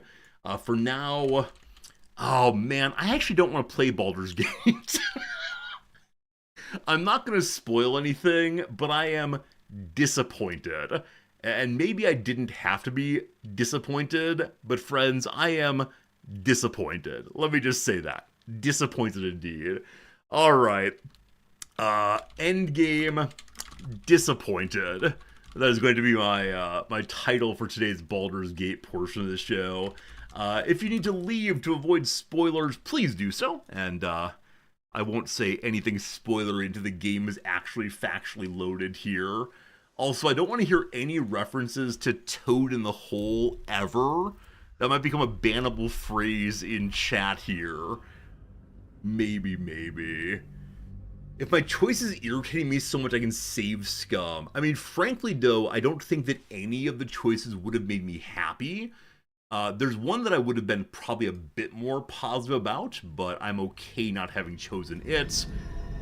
It is the right RP choice, given the variety of things that could have happened, given where we were in the playthrough. It's all good, dogs. Thank you for the excellent submission of Toad in the Hole. I apologize for my errors. Friends, spoilers in 3, 2, 1. This is bingo. This is my beloved half-orc paladin. This guy right here. My beloved half-orc paladin is now an illithid. Yesterday, towards the end of stream, we decided to disagree with a fellow called the Emperor. The Emperor had insisted he was on Team Resorti all the way through, and I did not believe him.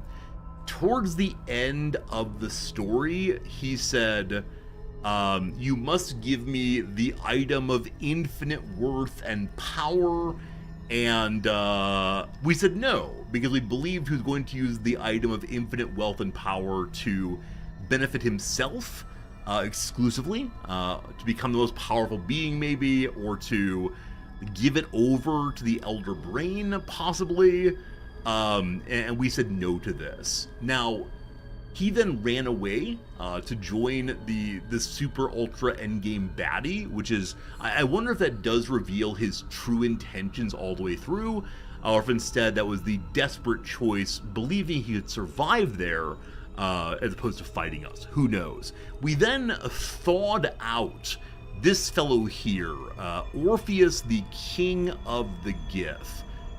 And Orpheus had some bad news for us. Orpheus popped out of his multi-thousand-year prison and announced, the guy's right, an illithid has to wield this ultimate weapon. So am I turning into an illithid, or are you? And as I said yesterday, I feel a bit railroaded right now, that the only way to defeat the big baddie is to become the big baddie in some sense. If it's the case that the illithid are the end of the world characters, and illithid do not have souls and are only able to act for their own benefit, it feels kind of disappointing to me that here we are in the endgame having to accept some illithid element into our playthrough, where all game long I have been resisting this. And not just in the roleplay, like, boy, I want to maintain my identity, but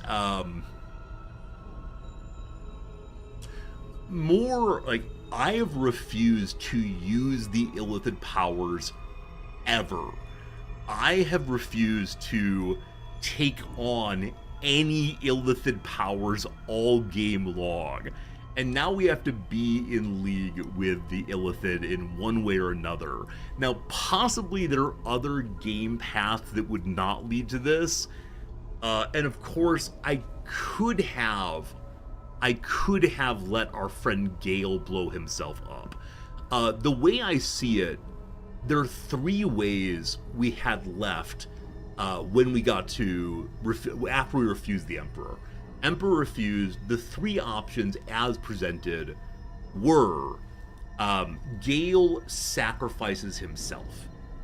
Gale sacrifices himself and dies for the cause, and he wants to do so. Number 2, Orpheus, King of the Gith, will accept the sacrifice. It's not clear he wants to, but he knows he needs to stop the end of the world. Our friend Lae'zel, though, has all game long given up everything she believed in order to protect, save, work with Orpheus to free her people. And so I suspect if Orpheus turned into an Illithid, he would be unable to then rally his people, and they would remain enslaved for all of time. And so the sacrifice was going to be Gale's or Orpheus's, or we, as a paladin who is sworn to carry others' burdens, I know that's not the oath, that's the role play,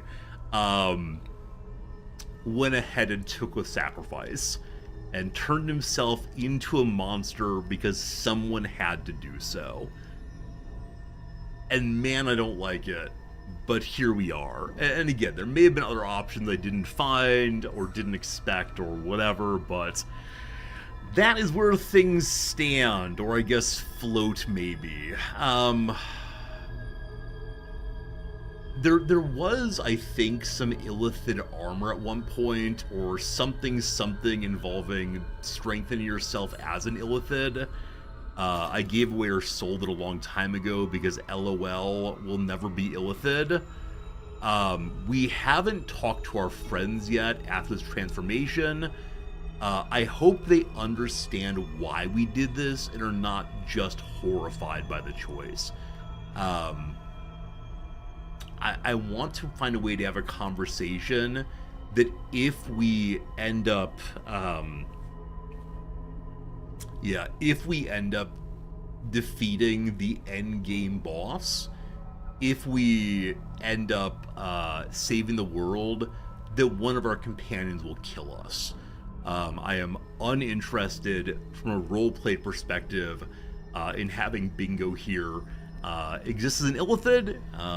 Even if he can be a good Illithid like Amalum, it simply has a kind of power that I believe, or Bingo believes, should not be in the world. The power to control other people's minds. I'm very grateful that as we made our transformation, we didn't lose all of our paladin powers. Though our oath is to protect nature. Beauty of nature. We are not beautiful, despite what the Japanese hentai people would tell you. We are not a beautiful creature, and so we are unnatural, but we did it for the reason of preserving the sanctity of life. And so that trade-off, I'm going to say, allows us to keep our oath, maybe. Our stats have all changed. Is that true? One second. Yes, our stats have changed in a substantial way. Charisma's still really high, which has been our go-to bread and butter, but strength has gotten quite low, and wisdom and intelligence are much higher than before. Because previously, Big Boy here had a -1 to intelligence checks. So we've been respect in a big way, and I don't know what to do about that.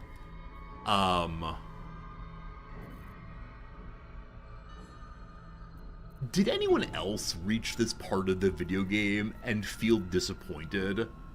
Feel a little bit like, oh, our mission here has been to accept the thing we don't want to accept? Reload. No, I'm not going to reload. I promised Fernandez no matter what happened, we would not reload. I'm just talking through my feelings. And I realize that it's probably no fun to hear a grown man grouse. And again, for the story, it's fine. I just wish the story had had something else. And if that something else is, oh, you understand, Bingo, that you will die by using Karsa's compulsion. Anyone who uses this who is not an Illithid will have their brain destroyed for all of time. I would accept that 110%. I'd feel good about that, but This one just feels yuck. So I don't know. It's a therapy stream. It's not a therapy stream. It's a responding to the game before me stream. Fine. Just drink the strength potion. Yeah. I guess we can get rid of psychic resistance. Do we have innate psychic resistance now? I have no idea. Mind Flayers can switch actions and bonus actions. That sounds amazing, but I'm not quite sure what to do with that. Which of these things have we had? Psionic Backlash. When an enemy within 9 meters casts a spell, you can use your reaction. This is like attack opportunity to inflict a 1d4 psychic damage to the caster per the spell's level. So bigger attack from them, more damage back from us. Psionic Dominance. When an enemy within 18 meters targets you with a spell of a level that's lower than or equal to proficiency bonus, you can use reaction to nullify the spell. Okay. So I don't think we have an innate protection against psychic. Cull the Weak. When you bring a creature down to fewer HP than your number of evolved illithid powers, it dies and all nearby creatures take 1 to 4 psychic damage. Charm. Channel the dark allure of the tadpole to charm an enemy that attacks you, preventing them from attacking you until next turn. Ability Drain. I don't like that my main character abilities have changed. I feel like I'm having to relearn a class right before what I think will be the big final battle. And that's fine, but I guarantee I'm not going to use this character right in the final battle. There's just a lot here. They didn't change us to have more. But our stats did change, right? We can all agree my stats did change. And so I think my walking in and beating the dickens out of enemies is no longer the right way to play. Potent Concentrated Blast. Blast a creature with sapping psychic energy. If the target is concentrating, you heal equal to the damage dealt. Fierce Perilous Stakes. Do I have to use these abilities to win the final fight?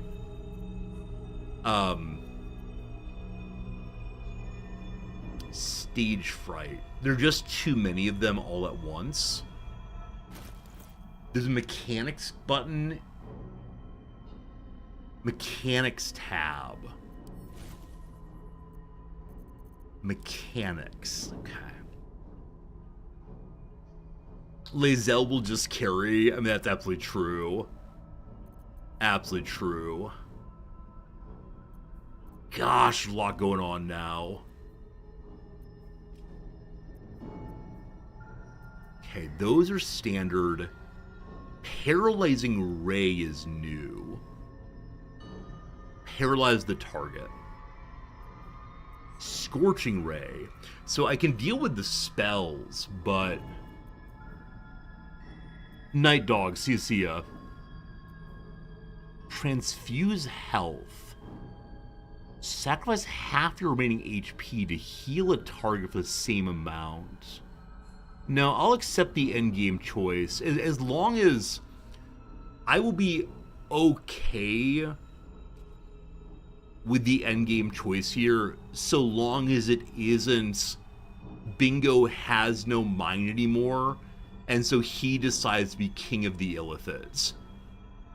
Yeah, if I'm stuck becoming god of the Illithids now, or taking on the crown of Karsus and becoming new god, I don't know, team. I don't know. These are the abilities I would have gotten if I used the tadpoles. Okay. So we are. This is the dev saying we worked very hard on making tadpole abilities, now you have to use them. Lobotomize a nearby creature that's stunned, prone, sleeping, or unconscious. That's a lot of damage. Lae'zel is able to stun. I have no idea, team. I don't know. I see the interest then in using a Parasite playthrough. There are 3 of them you can only get while being illithid. Macabre Lion, thank you for that. So a lot of these only show up at the end game. God. Good call on I can equip the strength gloves. The only reason I might not want to do so is I think that... Wait, never mind. Strength does not go to... Where are they? I was going to say for concentration, but that's not strength, that's constitution. Okay. So Lae'zel no longer has her strength gloves on. Previously, she had some gloves where if she was surrounded, she would get more damage. Sorry, more attack roll. We also have martial exertion. I might want to change those in combat. Okay. Everyone should be illithid. We had that choice to turn everyone into an illithid, and we refused it. Never mind. No more words about that. Orphic Favor. While within 18 meters of Prince Orpheus, the affected entity has resistance to psychic damage.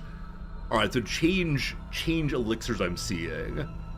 A +3 bonus to intelligence, wisdom, and charisma saving throw. Okay. Okay. Why can't Lae'zel use Legacy of the Master Gloves?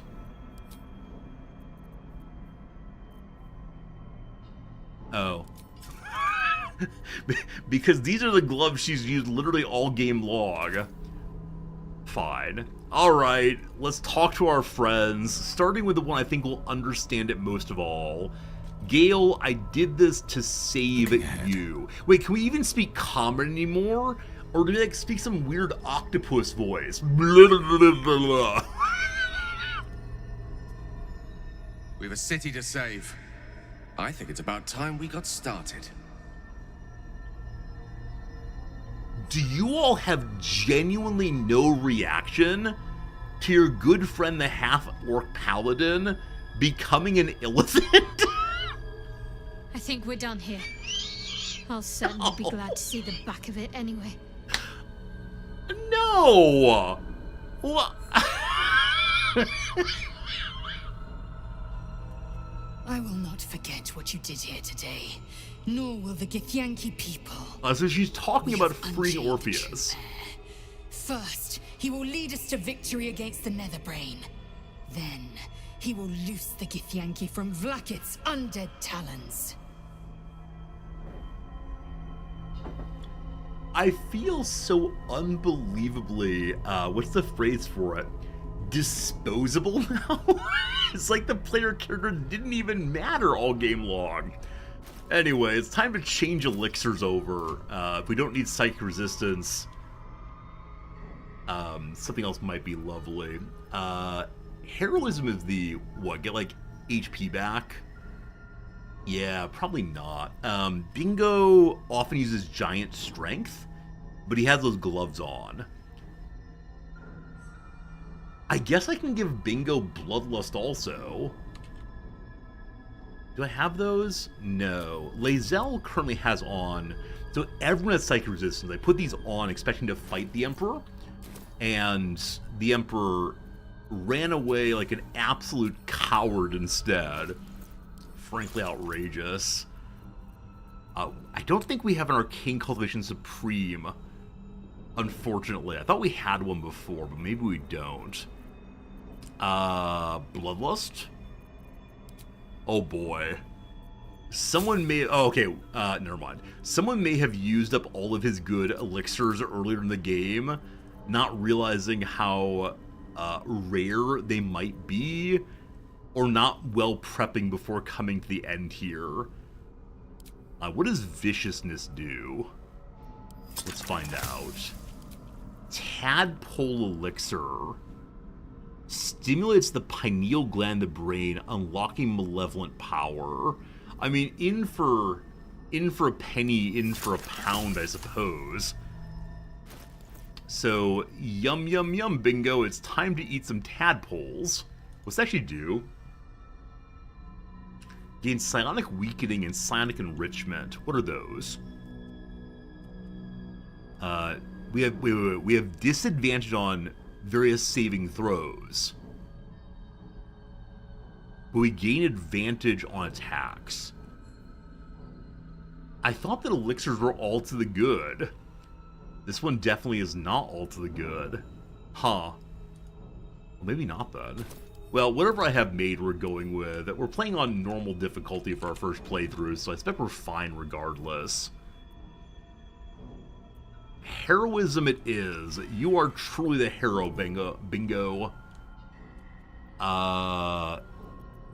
Maybe universal resistance would be good. What does viciousness actually do? Critical hitting is easier. That seemed good for our friend Lae'zel. Action, not reaction. Gale, it's time to get you an arcane cultivation thing. The lowest level one, yum yum yum. No time And then to die. Shadowheart, I don't know about you. You don't really do the crit thing all that much, not super important. Here, you get universal resistance, Shadowheart. Elixirs back up again. Oh, it's only 10 turns.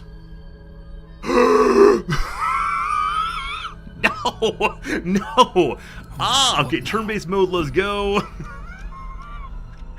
Oh, so not all elixirs replace other elixirs. That's unfortunate. So I was gonna do the bless thing on our good friend Shadowheart. I'm ready. That'll Whatever consume it takes. 2 turns, but I think it might be sensible anyway. Maybe, I don't know. I don't know, team. Alright, so we now need to wait a turn for you to be able to cast. Lovely day. Is there anything else we're supposed to now. cast before combat? Bingo turns on magic weapon, is that right? Or elemental weapon, which is more better, more good. Okay. What's good against brains? Lightning, overload electricity maybe? Cool. Okay, end the turn then. We're gonna have Shadowheart bless Wits and bless 3 blades, people. Always sharp.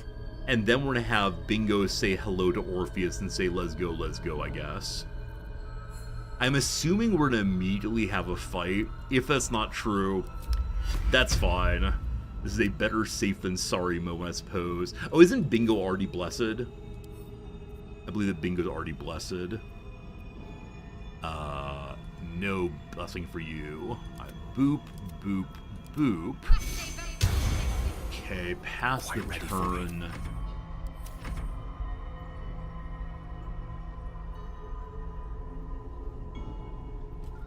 Okay, back then to Shadowheart's giant club of smiting.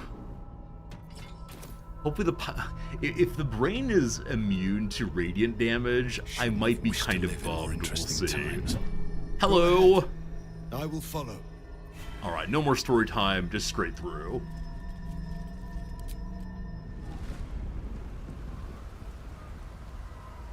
Where's that Emperor?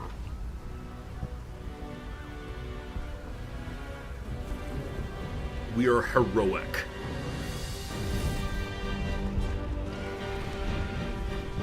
What on earth? Everything's on fire. We need a time machine, team.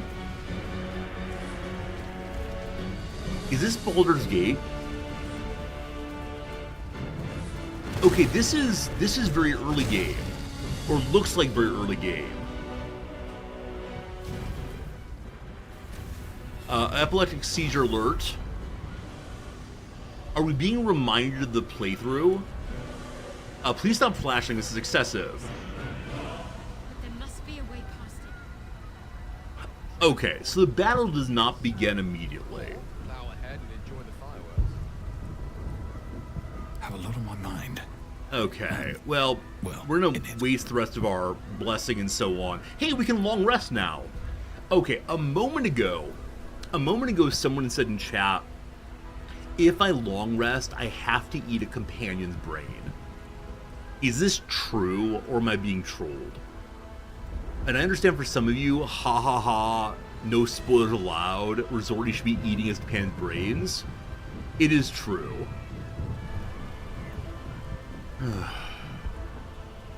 Wait, does Githyanki Boy not have a weapon? He has a hat, some gloves. Can I give him a sword? I don't think you can give things to companions like this. Can you? No. I have a spare Githyanki sword, but no. What to do? Can't slow down. Am I on a long rest now? As usual, I don't know what in the game is timed and what isn't. Because I have wasted some of my cooldowns expecting an immediate battle, part of me does want a long rest. I think Baldur's Gate will be fine another day. I really don't know. I really sincerely don't know. Prince of the Comet has come! Voss! Shavar It's Voss! Shavar Orpheus! Shavar Orpheus! Voss, my most loyal friend. How good to set eyes on you. You honor me, your radiance. A geich keeps you company. Unusual. An illithid in guise, an old ally in truth. He took this form so I might end the grand design. Skva! Can it be? Thanks to you, the skies above Tunarath shall tremble with psalms. Orpheus will take the truth to the people. We will slay the Lich Queen. Our chains will be cleaved. Mighty Voss, your words lift me. Vlaakith will splinter like glass and vanish like smoke. Shavar Orpheus! Bingo's pretty cool too. Bingo did a good job. They're all excited to see if this ends up being Orpheus saves the day. Bingo is nothing. Why did we play the game? I'm a Macabre Lion. As far as the item that gives you long rest for sleeping for 2 turns, is that the fancy potion I misclicked earlier yesterday or day before? Meaning to click the Arcane Cultivation one instead? Whoops! Alright. Githyanki freedom means nothing if the grand design comes to pass. We need your help, Voss. Celebrate later, I've got another brain to face, or by the 9 hells. How do you find us? My number 1, we need your help, etc. My sword is yours. We will exterminate the brain and end its plague. This Hey. champion holds the key to its defeat. Stand by for orders, Voss. Answer to him as you would answer to me. As you wish, Prince Orpheus. Forward! The Netherbrain falls this day. Let it be the first victim in the war for the skies! I wonder if one uses the... Man, Brother Man's moving. Wait, who's who? Where are you going? I wonder if one takes the Emperor playthrough ending, if the Emperor leads the way. Now, I wonder if we're going to meet all of our old allies as we cut through. We've been gathering the many, and that would be a delight indeed. Hello? Let's get going. Hello? Okay, good. Floating on through. Wait, what's over here? A bunch of dead acolytes and an absolutist. Let's have a look. Acolytes Absolute. I think we met these at Moonrise Tower. Watch Citadel, home to the protectors of Baldur's Gate. How's that working out? Oh, there's actually a lot of them in there. There are a lot of watchers. Now, are we really going to meet all of our old friends? Like, we have so many people who are going to say, ew, Illithid, kill him! But wait, it's Bingo! I became an Illithid after the Emperor told us it was required to dominate the Netherbrain. Team? Team? Is this a I've been tricked by the Emperor once more? Oh gosh, I think it is. Hello, friends! We have lost much already, and we will lose more before the day is out. But even when the last soul falls, Baldur's Gate will stand. For Baldur's Gate is more than just a city. It is more than a place of opportunity for those of mercantile spirit. More than a place of refuge for those who are lost. More than a home for friends, loved ones, and adventuring souls. Baldur's Gate is a place where anyone can find what they need, if they're just willing to fight for it. Today, Baldur's Gate needs us. Today, we fight for...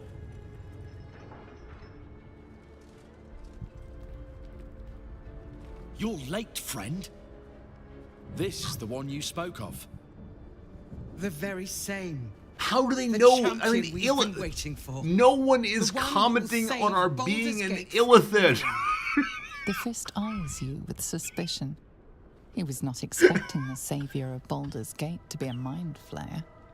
Appearances may change, but they do not mask the one within. This one, I know. Observe with whom it traveleth. Friends. This mind flayer will fight with thee. It will save thy city and thy lives. The Fist's suspicion softens. So that should have come. His hostility melted. Floric did not know who we were. Behind those eyes than malice. My steel is yours, Mind Flayer, and I'm not alone. Never thought I'd be fighting alongside a Mind Flayer, but I'll fight with you, with magic. I'm better at crafting steel than wielding it. Your friend here is armored and potion-fueled and ready for battle. I have marshaled the best the Flaming Fist has to offer. We will fight to the last.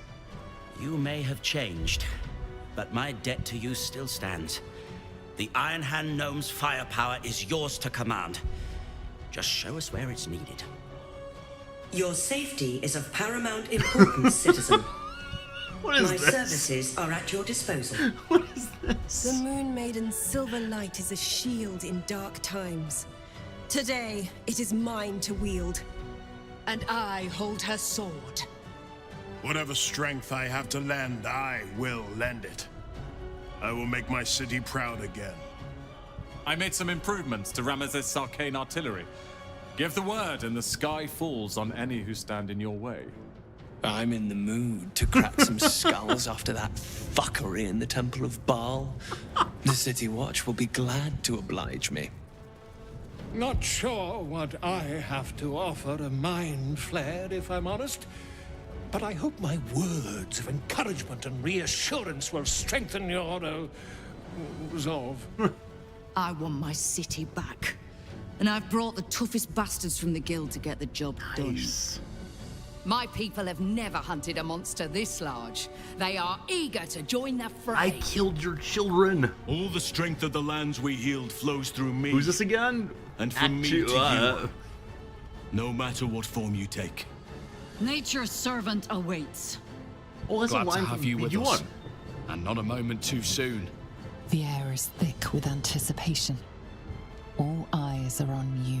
They're expecting a speech, something to stir their hearts and put fire in their bellies for the fight ahead. What will a mind flayer say that could encourage them on the threshold of battle? Alright. Hello, everyone. I really enjoyed seeing all of our friends show up. Obviously, my duty for the entire final battle is to keep everyone alive. We've had this like lovely moment of Let's see everybody for the whole playthrough. They must all stay alive. I'm a little annoyed that Elminster didn't show up. Like, isn't he supposed to be some guardian of all that's good in the world? Also, how about Mistra? Are you be here to help your boyfriend, possibly? I don't know. But it was very strange that we came in and Counselor Floric saying, hello, it's Bingo! Ah, you told me of him. He's in a mind flayer. Anyway, people have said that Act 3 is rushed. It does feel that way a little bit. Alright, number 1, read their minds. Wait, 1 second. You have things to sell me? Hello? A sausage, some grapes, 11. I think we're good. So this Winterbrood fellow giving the big speech, I'm surprised by. I expected it to instead be the Duke Ravengard. As the leader of Baldur's Gate would give a speech, or whatever. So we're not going to read their minds, no matter how creepy I am. Number 2, our freedom depends on you. Fight with everything you have. Number 3, we fight to defeat the Netherbraid. We fight to take control of its crown. To blood, death, and slaughter, a fight well fought, a brain well burned. Well, obviously we're going number 2. We believe in freedom and goodness despite our wretched form. Uncertainty ripples through them. That a mind flayer could appeal to freedom is a confusing notion. We fail. To our freedom!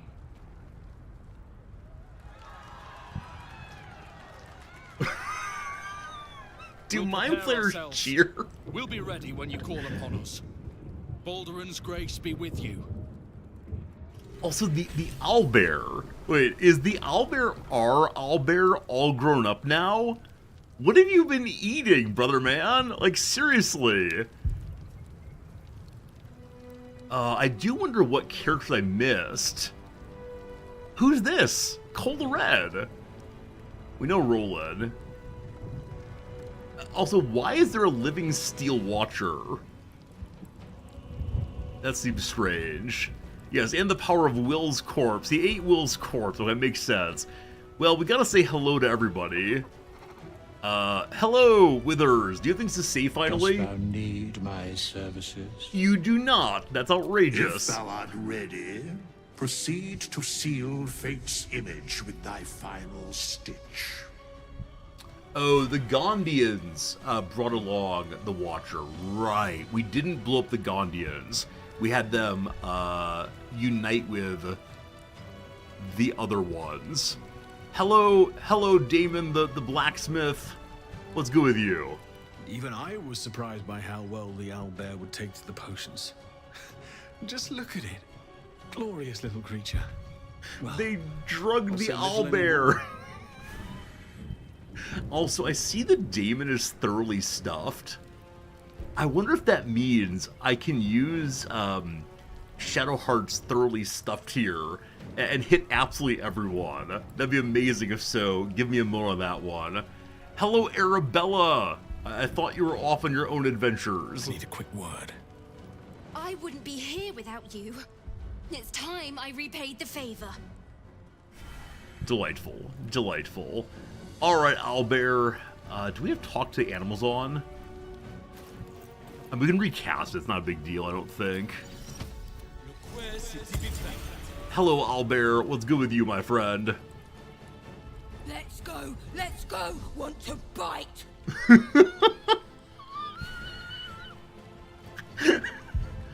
Oh, hey, Barkus is staring at the wrong end of the owlbear. Hello, Barkus. How you doing, my friend?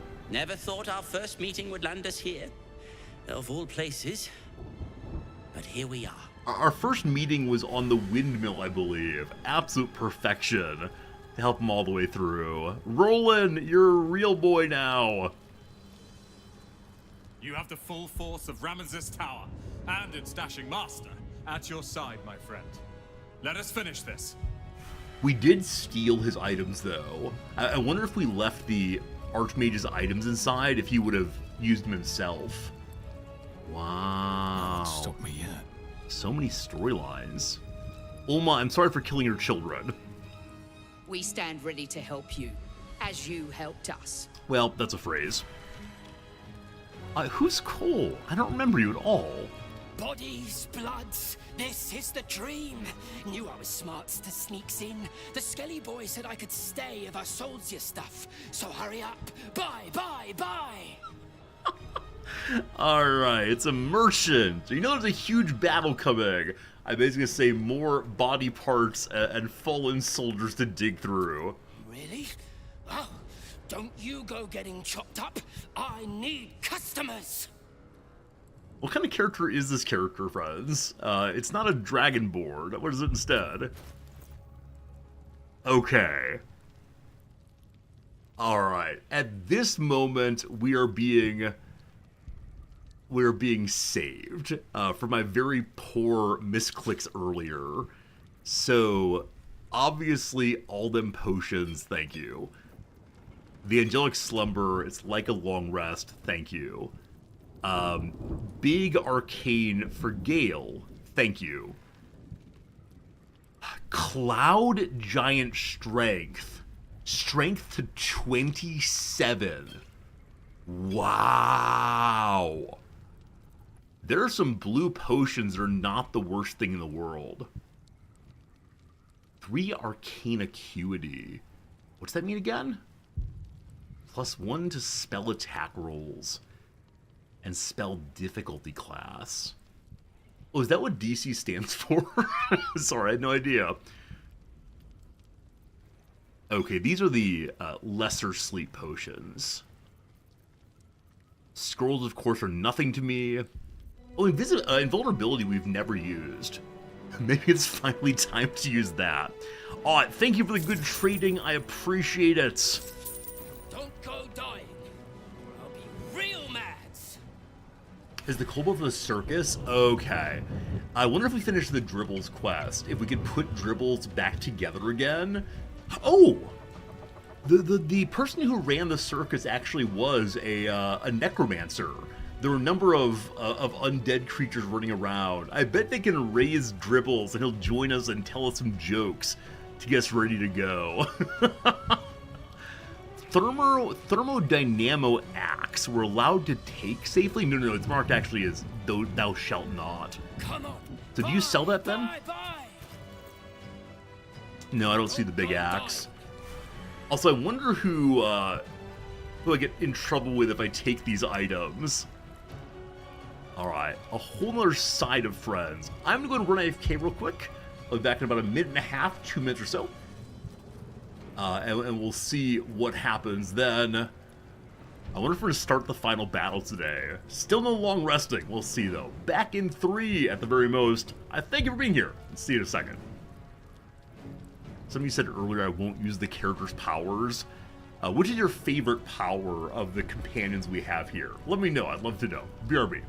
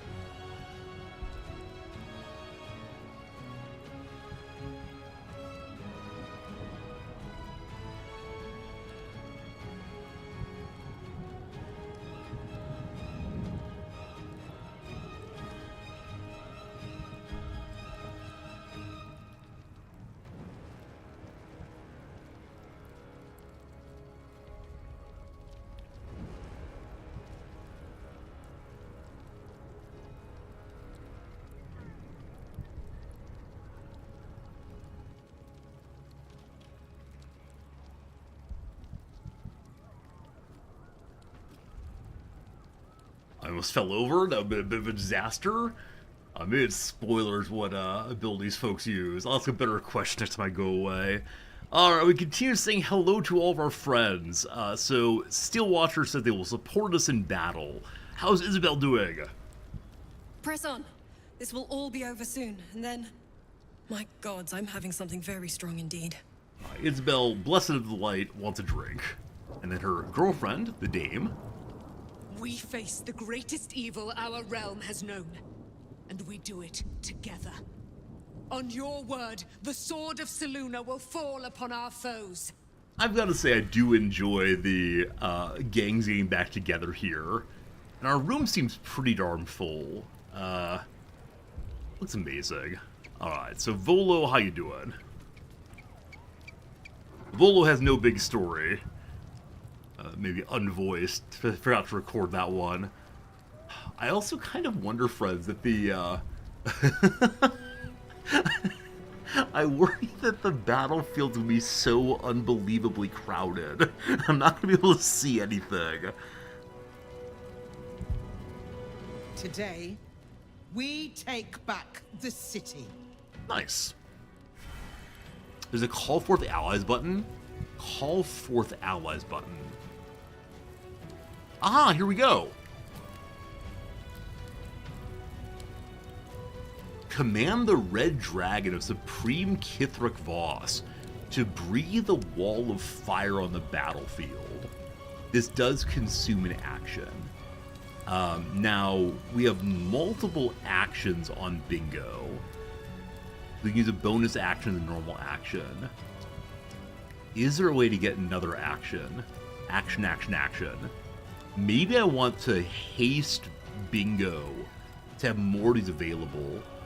Next up, Battle Ready Owlbear. Summon the Owlbear. All grown up and ready to rage in full armor. Dismissed from combat. Can't be summoned again if killed. Obviously keep alive. Florik's Cohort.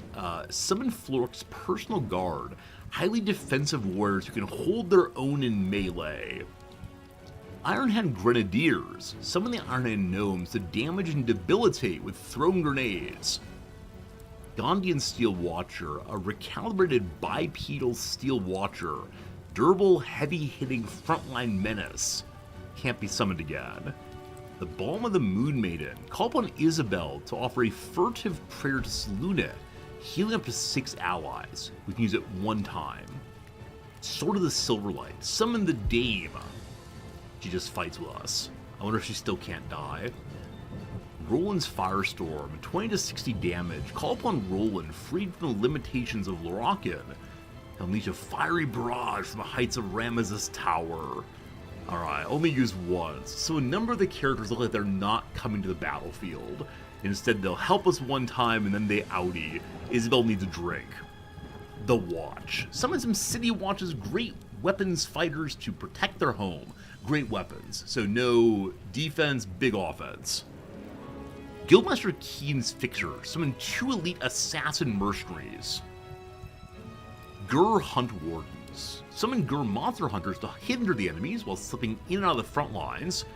That seems complicated. And lastly, the Silver Harp Squadron. Summon elite Harper archers to provide range summons, range support rather, from the back ranks. And then we have the big blast of some sort. Channel the stone's magic to control the Crown of Karsus and dominate Netherbrain. The caster must channel the spell until their next turn. Gotta get within 6 meters and not get knocked out. Hopefully it's obvious how that works. Lots going on. Alright, who else has stories? Hello, Florik. My weapon is yours. You need only call. Her weapon is, I believe, the fist, rather. Hello, Jaheira. Long way round. Oh, don't look at me. This is your charge to lead. And no one better to do it. I wonder if a companion is not in your team if they show up here. Which is to say, we appear to be missing some companions. Where did Will go? Where did Karlach go? Where does Starion go? They should be here for the Oh, boy. Whew. Have courage, my friend. Your victory is assured. Thank you, Raven Guard. The sooner we get this done, the sooner we can get a pint. Assuming there's an inn still standing. Everybody's having a drink. Very good. Very good, very good. All right. Ninefinger's keen. I believe we've talked to everyone now. Orpheus is tapping his foot. He wants out of here. If I missed someone, that's okay. So there are other shopkeepers. Barkus, Damon, and Volo will now sell me things. Is that right? We can't get over there. Too busy. Too busy. Hello? Oh, strange that Volo is showing the shopkeeper, but we can't talk to him. That's annoying. So I wonder if these people maintain their shopkeeper tags rather, even though they came here. Who knew we'd make it this far? Yeah, so they don't have their shopkeeper abilities despite having their tags. Only Cole does. Got it. Got it. I think I want Shadowheart to feed everyone. Okay, it looks like it will hit Raven Guard and nobody else.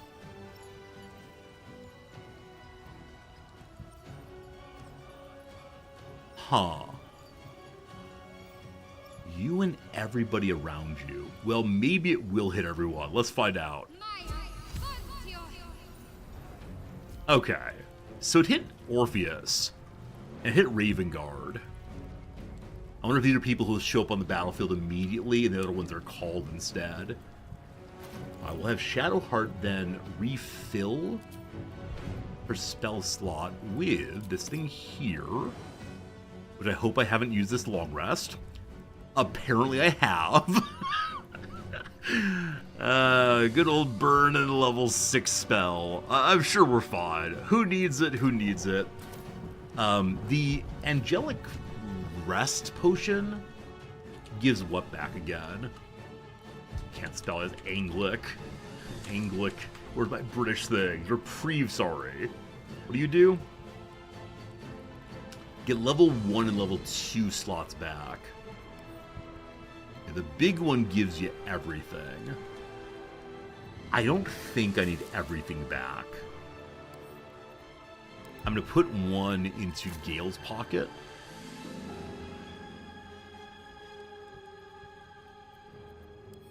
Hello? I just did split, and I lost one. Wait, really?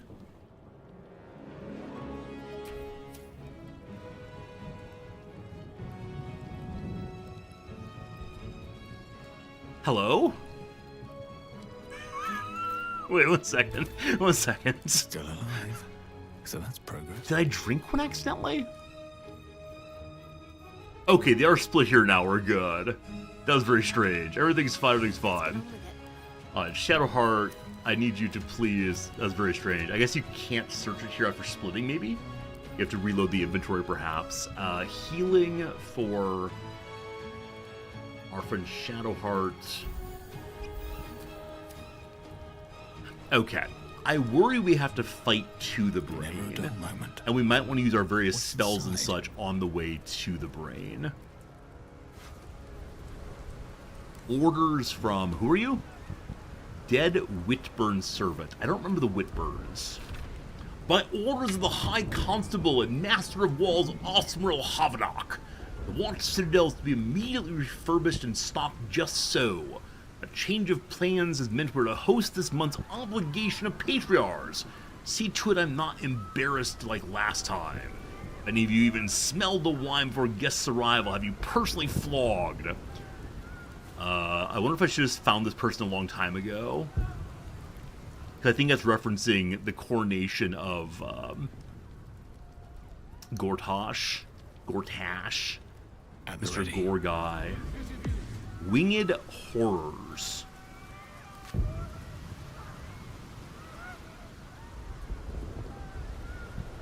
Okay. I want to poke around a little bit. I understand the world is burning down, but who are these people?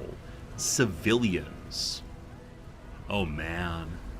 I really thought that today we'd be getting to the final fight. We have an hour to play today. Friends, do you think we finish the game in the next hour? Given how I play, etc. Do you believe? The time of the patriarchs is over. For generations, the patriarchs have been filling their pockets. Alright, so this is... Are we in the upper city now?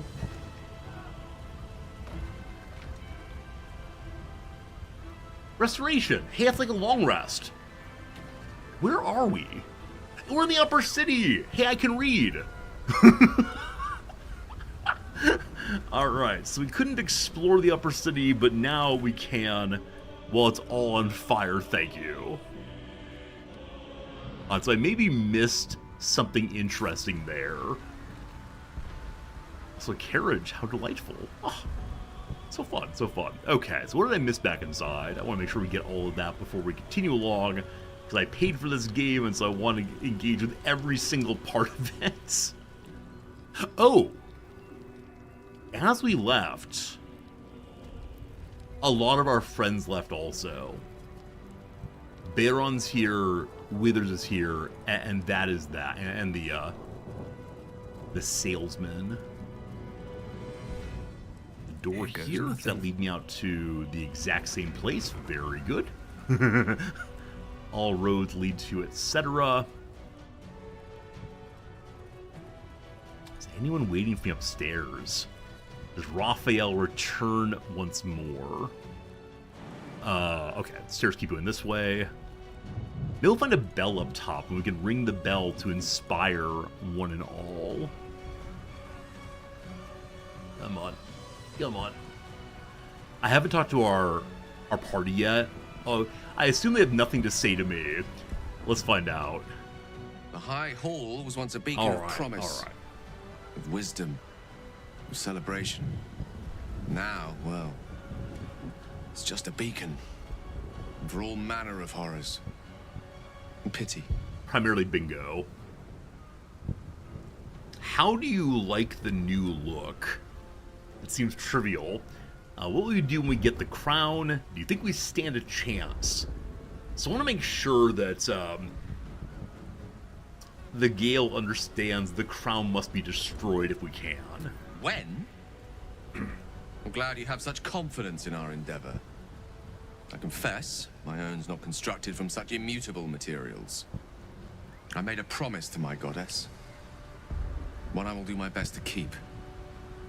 For the sake of this city, I can only hope that my best will be enough. I sure do hope he doesn't blow himself up despite me telling him not to do so. I'm cautiously optimistic. Though, with the time left to us and the amount still to be done, it's best we don't take anything for granted. I think he's talking to us. Who knows what shape these we have 1 hour left. I'd assume. Not I. Not Mistra. Not even you.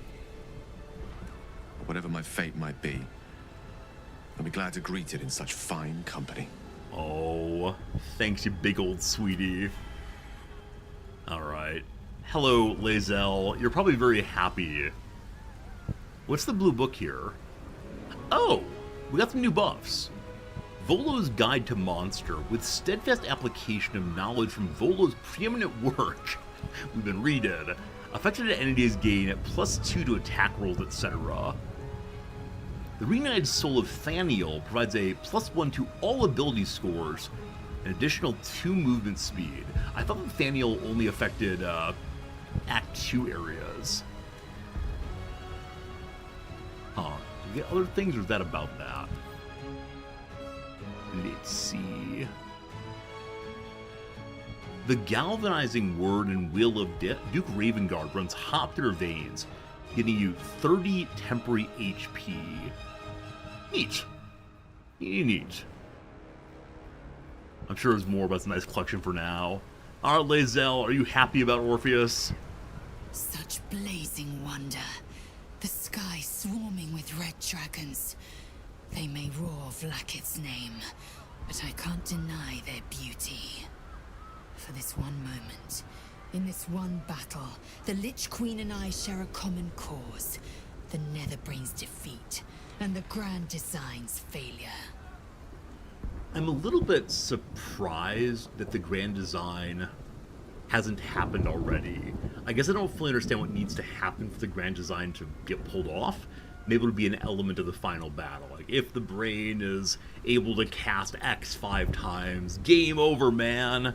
How you doing, Lae'zel? I am iron, steel, and silver. I am my mother's blade. Jmar Zalar Gith. The same to you, my friend. You ready to fight? I am. With the Prince of the Comet at our side, we will wreck the Netherbrain and its Grand Design. Never again will my people suffer under illithid enslavement. Zai, Zai, Zai! Yes, Zai. Am I cursing? Possibly. My instinct is to flay you where you stand. But I am more than my instinct. You made an incredible sacrifice. For me, for my people, for the Prince of the Comet. I know who you are, and I know what you gave up. You aren't illithid. You are Mlagir, Liberator. Alright. I haven't looked to see how the baby Gith is doing. Is Mama Lae'zel close to having a child? It's the exact same message as previously.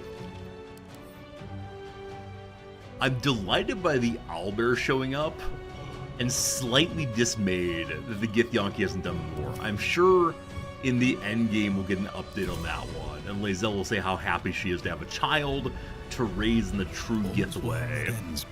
Alright, beloved Shadowheart, how we doing? High Hall. There's nowhere else to go. This is where it all ends. I'm no longer the man I once was. I mean, I do wonder how these endgame conversations go if you are in fact in love with the characters. This is us being super friendly.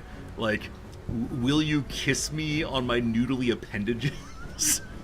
How you doing? Honestly, I think she still does not want to think about anything.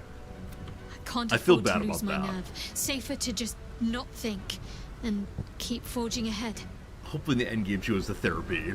Can we win? I do. Think of all we've been through just to get to this moment. That wasn't luck. That was us. Yeah. Let's just stay shoulder to shoulder and see this through. Is she telling us what formation to use to win? I'm now looking pretty gross. What do you think? Of course. You look different. There's no denying that. But I think you're still the same, deep down. Thank you. You're doing what's necessary, for all of us. That's why I've been by your side this whole time. Alright, alright. That's what our friends have to say. We'll need to do this on a future playthrough, but I wonder what happens with Lae'zel if you have Orpheus turned into a Mind Flayer. Can she deal with the sacrifice he's chosen to make? Or is that a bridge too far, perhaps? Do we climb or do we fly? Hello, hello! Okay, unexpected winged horror level 3. I'm sorry, what? I will ascend. Everyone's downstairs, unfortunately. Orpheus, are you able to get up there and show me what kind of abilities you have? Alright, he can't quite get to the enemy with his normal punch. He has 12 chi points. They come back on short rest. He has slow fall on personally.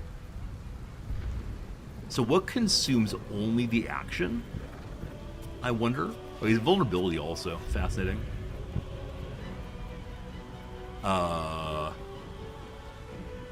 Okay. So everything on a monk uses these key points. Key cheap key. So we could push him, I suppose? I am furious. Lae'zel, can you get in range to attack, please? I mean, with jumping, she surely could. Surely. We also call forth our enemies. It's true. It's true. We can always get them around. Combat, please. Sword. Can't reach. All right, little hop for you, my friend. Little hop there. Boop. It's our first time attacking with her new silver sword. Pretty good start. This is teaching us that we are truly strong and mighty all the rest. Throw bingo. Suddenly, Illithid bombing on the way. Alright, what's inside the horror? Nothing, but a box. Late game boxes. One more opportunity for good friend Gale to put on dexterity gloves and get picking. Again, why on earth I chose Gale to do this? I think he just had the highest dexterity at the time when we started learning about lockpicking with the gloves, so he just does this now. He does not do this now. Alright. Try it again. Oh, do I have no rerolls? Gale. Okay, got the 10. I think I've used all of my inspirations, unfortunately. Hey, we got some arrows. Good job, boss. Good job. Is that blood? Is that all up here? No, never mind. There are places to jump to. So we could jump onto the roof and then walk to here and jump down, maybe? Is that the only way to get to this thing? There's an open door down below. If I just click there... How farther can I go? We can watch our buddy fly the whole way. I do wonder how substantial the battles will be on our way to the end. Like, is there an expectation that one's going to need to have an actual long rest? Oh, we did see the restoration station. We learned about in the very, very early game, you'll probably recall. What was this? Some grapes, maybe? There's some grapes there. Hello, Absolutist! We've already gone... Oh, actually, did we start here? I think we may have walked right past this at some point. Regardless, more acolytes. Flaming Fist is down. And a whole bunch of items. I do wonder if I can speak to the dead with some of these folks, but I don't think that's the kind of storyline we need to learn of right now.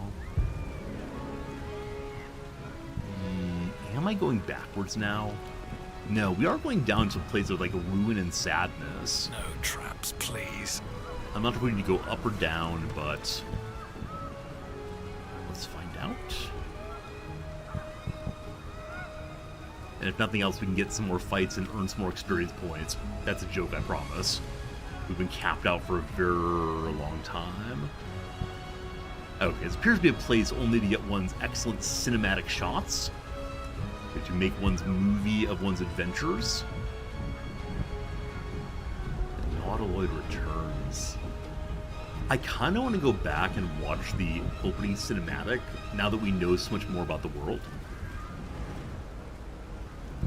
Because I suspect we'd understand what's happening more fully. This is where we're portaled in. I just missed these things. Alright, thank you. It's still a nice cinematic location, I'm going to insist. Oliver. But I was wondering what this little statue was, and I'm not sure. Might be a sundial of some sort, but I don't think so. I think sundials require a different kind of gnomon, they're called, I believe. Okay, we already went this way, I think? No, we started going this way and then I got distracted. Perhaps no great surprise there. Can't we fly now? I mean, probably. I don't think I'm going to use the Illithid powers at all, though. Like I said, being given a whole new set of relatively complicated-looking abilities in late game, I'm not exactly into. Like, if you get one super ultra attack, sure, awesome, sign me up. Overhead. Stay low. Hopefully the dragons know not to attack us.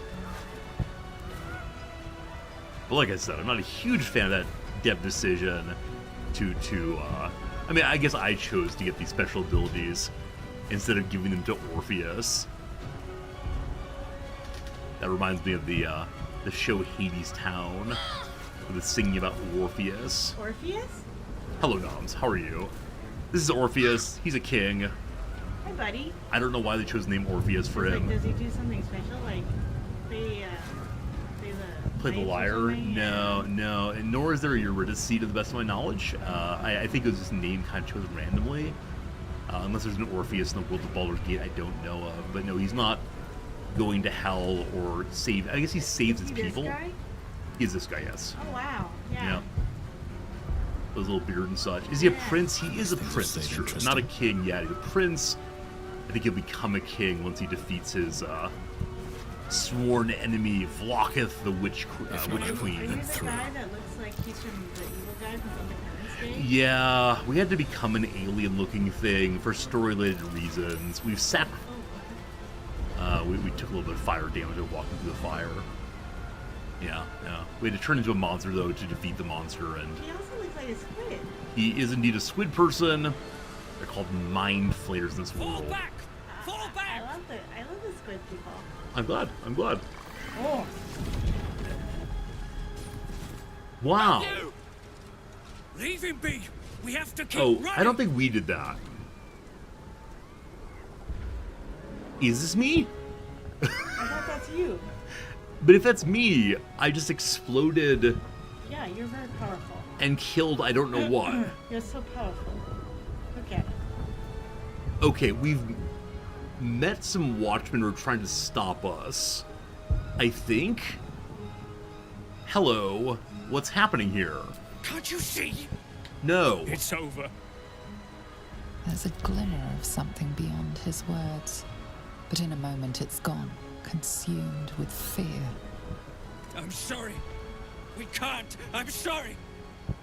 Again, he doesn't know someone Illithid, and they run away. We had an inspiration check to see if we could maybe inspire them, or sorry, an insight check, but didn't lead to that, unfortunately. Okay, maybe we killed the Mind Flayer just now? I don't know. Hello, guy who looks like me. Thank you for your money. I appreciate it. That's so terrible. What's terrible? Looting the dead? No, you killed some guy who looks like you, and now you're taking all of his It's stuff. true. So this restoration thing is like a long rest. Maybe I should have saved it until later, but I didn't think about the possibilities until I'd already clicked it, etc. This person had a bomb. I'll take the bomb. I'm sure I'm going to use it real soon. So now this is the final battle location. Thank you. You're an excellent soundtrack all the way through. What's this one? Bye, Noms. Have a good time out. Love you bunches. See you soon. I should probably be putting out the fires or just walking through it. Hello, civilians. I'm here to save you. Oh no! The civilians are turning into monsters. Alright, so 2 Mind Flayers. Our list is temporarily hostile.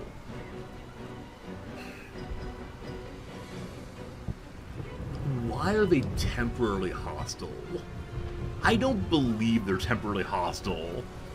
I'm sorry. Oh, they're level 1 baby Mind Flayers. Victory awaits. I guess we just knock them out then. Maybe they can be taught the right and the good. As before, Amalum is out there. Oh, I put the wrong one on. I put all in on. Oh, no. Dungeon Master, I'm so sorry. Oh, no. Blood comes easy these days. Well, that's no good. Luck of the Far Realms. When you make a successful attack roll against your foe, you can change that hit into a critical hit as a reaction.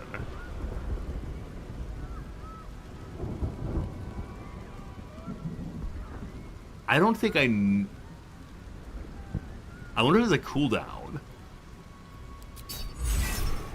1 HP. Yeah, Orpheus, go punch him, thank you. Boop. Did you miss? I am the king of the world. I miss my attacks. Okay. So he is dead. Orpheus, are you unable to softly attack people? Good to know. No time to rest.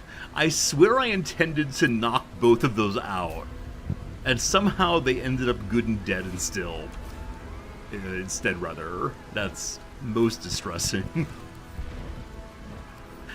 If ever there's a storyline about those ones, it's rough. This is his basic attack. It is. I think we used it, but we were unable to turn off his super overwhelming something so. I found a cracked wall. Can't fit through here. Wonder if there's another way. We can send a little thing through. I'm okay. I'm okay taking the main line in, I believe. I can't imagine anything in there that's super interesting right now. Probably avoiding this fight, whatever comes next, with Mistresses of Souls. Celts Absolute. Alright, we are surrounded in all directions. I wonder if it's possible to fight them. Never mind. I wonder if it's possible to fight them not all at once. But no. But no. Alright. Alright. Alright. Alright. Where's Gale? We're a long way from Waterdeep. Onward. Team? Why is this happening to me? Victory Okay, the battle is on now. So, an Illithid Arcanist is here. Tell me your story, O mighty Arcanist. Fire Shield Warm. Wreathed in scorching flames. Affected entities shed light in a 3-meter radius with resistance to cold and deals some fire damage to anyone who hits it with a melee attack. It's not that much damage. The Zealot's Absolutes are paladins looking for a paladin, it looks like, with their aura of protection on. They're totally standard, but just need to get destroyed. Same with that one. Alright, who else is involved in this thing? Inquisitor of the Absolute. They're a ranged character with high dexterity. They're afraid of the sun. Who else we see? Mistress of the Absolute. Or Mistress of Souls, rather. Tenacity. When they miss, they do damage anyway. The Illithid. An Adept back here. Death Wards must die twice. Goblin Trackers. So the whole team is here. I guess these are all the factions we didn't recruit somehow. So if I can get Gale up here, I can imagine like a Thunderstrike being amazing. What? They have ogres also. And spooky ghosts. Alright, my sense is this is going to be some kind of gauntlet. Fight for a time. I need Lae'zel to kill the Illithid. And by need, I mean, I think it will help quite a bit. Bringing in one big boy ogre and more beyond. What are Nautiloid tanks? Maybe just interesting items to see. Goblin bosses. Okay, I believe this is the part where we're being encouraged to use our allies as much as possible, but I'm not sure we should. We'll see. We'll see. Okay, Lae'zel took a tiny bit of damage, 1 down. She used her bonus action to get here. Also, I forgot to haste her. Whoops. But we can do 2 more attacks Sorry, one more. We'll save Action Surge. Cool. Now, how on earth does Orpheus work? After a short rest, we get our key chi points back. I suspect we want to jump up here and start working our way through some of these enemies. This might be a healer, though. I think this is easiest. So big hops up. Time to learn how to use a monk. Fist of Unbroken Air. Push the target back and knock it prone. 95 HP is quite a bit.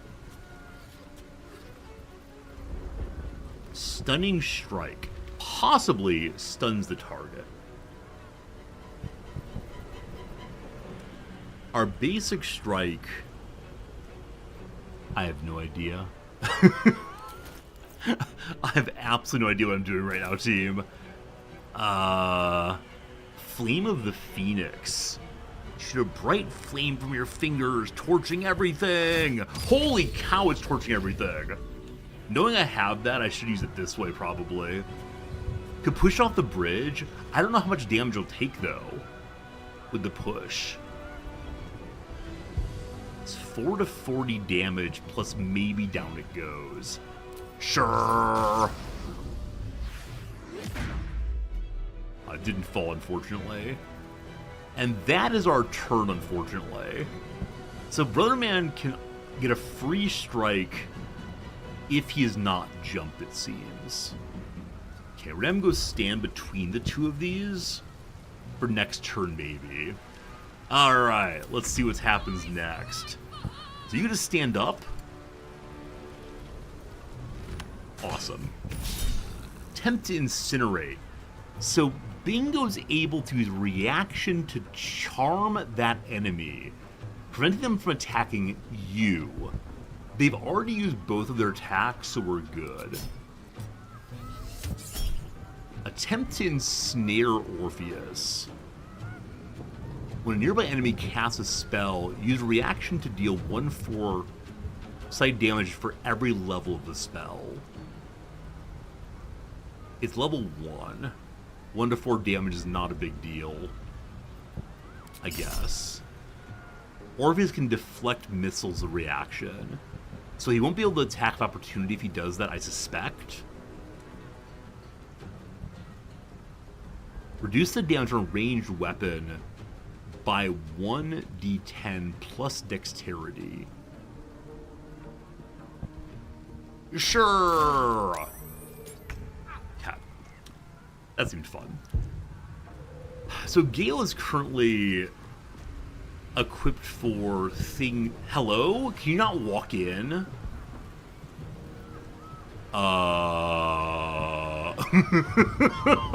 Is Gale locked out of the fight?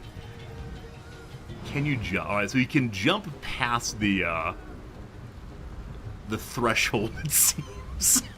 So Gale's in the fight now. I wonder if I should have done the step instead of the jump. I mean, whatever. It looks like it's time for our old friend Magic Missile. Hello, old friend Magic Missile. I think we're going for you all. These are not quite in range, unfortunately. You are, though. 65 damage. I guess I'm going to use a level 2, so we can maybe get it back later. Cool. They get to get involved now.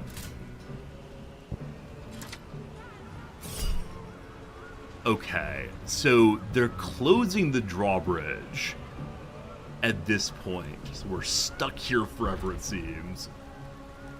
Two time. Friend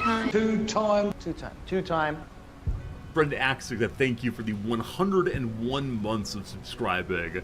That's a lot, and thank you for doing that tier 2. A little extra does help quite a bit. Thank you for being a friend as always.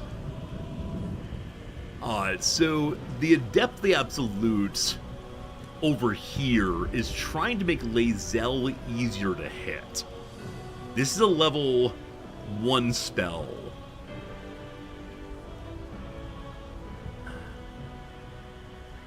I can nullify the spell.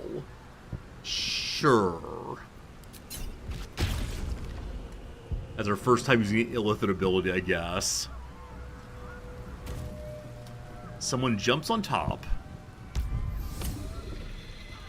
The winged horror calls for reinforcements. What does that do exactly? The creature's allies will appear next turn to defend it. I wonder if that's if it's killed, that can't happen. What should I do? Alright, so Shadowheart I ordinarily use as like an AoE-ish kind of character. So I think we go ahead and do that.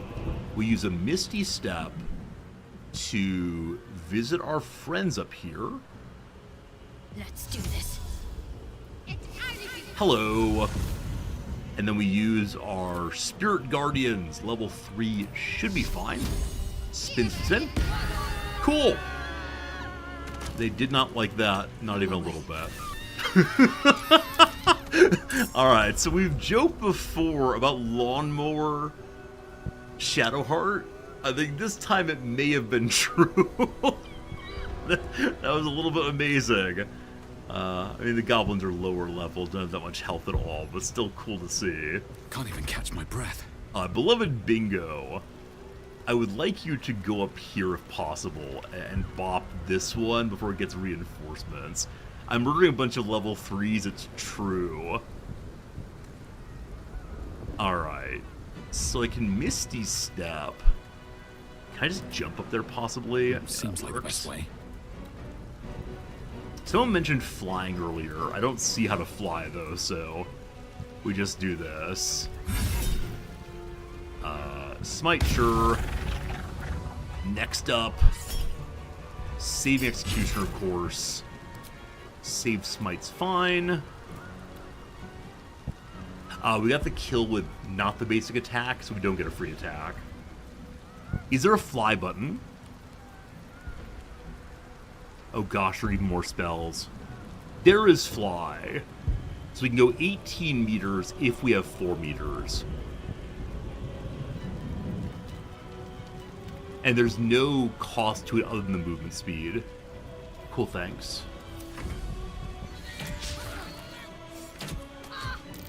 Also, Mind Sanctuary is just depleted. I don't know what that means exactly.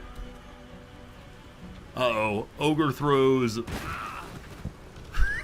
I think it's the first time I've seen any enemy throw something at us from the world around them. That was a little amazing. Alright, so this winged horror is trying to get some friends in also. Oh man, this is a huge fight. So I'm guessing we're not even going to finish this fight today. Despite the fact that it is half an hour still. Okay, so Lae'zel's taking some damage. Lae'zel's taking some damage. She does some immediate... Wait, how much damage did you just do, Lae'zel? 33 plus 5. Is that right? I guess. That's craziness. Okay, so sure. More enemies. More good. It's one more attack. There we go. 3 HP left. We could pommel strike it, but I think we're fine. You have your bonus move still, so it's time to drink a potion. That potion was way too big. Whoops. Good move, though. Okay, 49 damage remains here. You're next up in turn order, though. So, I want to push you into the fire. Ordinary push is a bonus action. So, whammo. Wait, did you miss?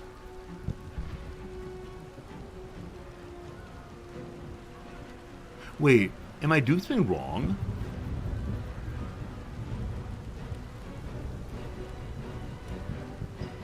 Team, why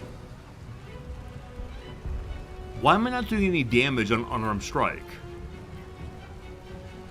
I used on the Inquisitor. Wait, I did hit him. Never mind, I can't read. Alright. Now I wish to push you. Yes? Yes. Please. No good. Not very athletic for being some kind of monk guy. His basic attack is not good. I don't want to use up all of his chi, though. Huh. Every fight, do monks need to short rest afterwards? It seems like if this fight goes really long, I guess. But I guess I'm not using him right now. Just use the chi, but there's not that much is the issue. No humanoid slaying for you. No shove for you. Alright, beloved Gale, what are you standing in now? Oil. That's not okay. Alright. That one is for Bingo. This one, lower health, is for me. We dealt with the goblins already. The ogre over here is probably going to throw more things, and we just don't want that. Smoke powder, oil barrel. We also don't want this horror calling in friends. So I'm going to have Lae'zel jump up there next turn. This is so belovedly strategic. We're playing a strategy game after all. This is long rest, correct? Actually, curriculum strategy is only short rest. This is way too much damage. 59. Shadowheart's be able to run forward in a moment here and do some more damage too. Okay, we're going to use a level 4, I guess. 34 damage. 1, 2, 3, 4, hopefully. Oh, Radiant Orb. I forgot about that. I forgot we had a Radiant Orb, which means we can make it harder for enemies to hit us. Too far away. In which case, let's go for the healer upstairs. Yeah? Ah, 1 HP remaining. There's some special, like, you get to save 1 HP no matter what move. They don't have Death Ward. Pure shenanigans. Pure shenanigans. We have a bonus action, but I'm not sure I can do much with it right now. So, good turn. 1 HP left. Alright, Fireball and Shadowheart.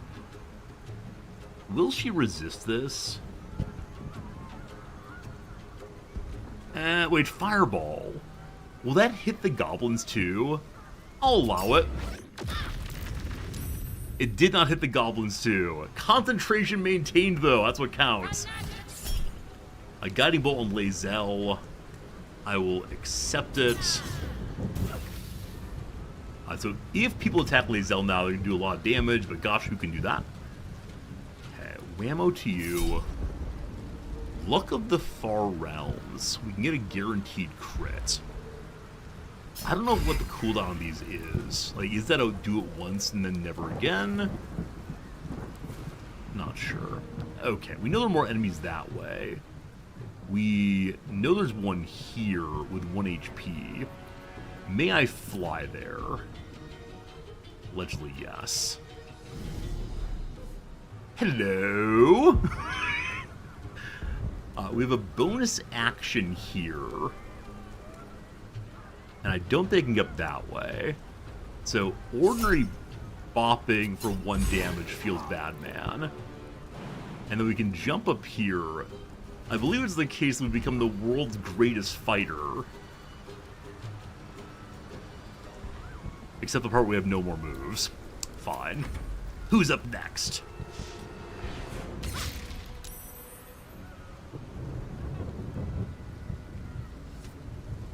Snare. All these misses. I guess it's the case the enemies here are generally speaking lower level. Okay, we didn't get onto Winged Horror in time, rather. Okay, so a whole bunch of new friends are showing up, unfortunately. Shadowheart, let's go, let's go, let's go. We didn't do any damage to the Ogre on Gale's turn the way we hoped to. We want to fight those, but we can't get there without a teleport thing. Do I have an AoE I can use without dropping? Oh, I have, oh, what's it called? Not Spirit Guardian. Who is the AoE buddy? What's your name? A Guardian of Hope or something. Guardian of Faith! I'm sure we can long rest after this. Hey! That'll be great. Okay. Good turn. To bring in the allies, I want to save all of the allies until... Nice. Until the big fight at the end. That is the desire here.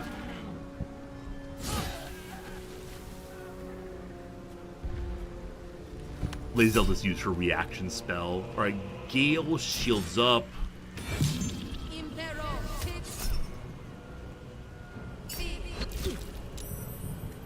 How's everyone's health?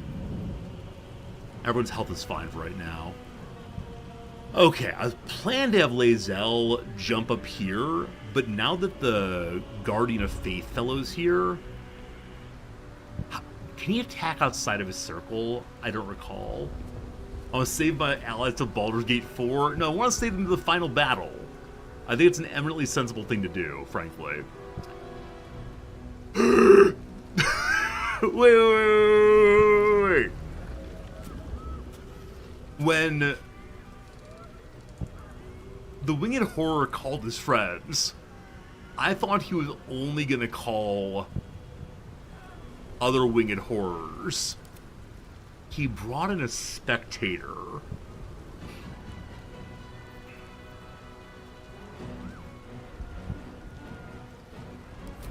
Why can't Lae'zel use her haste?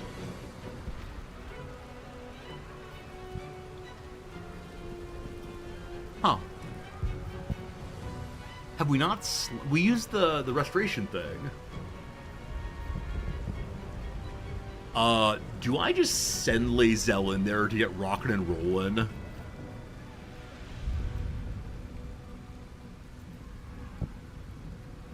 I want her to heal herself. That's a bonus action.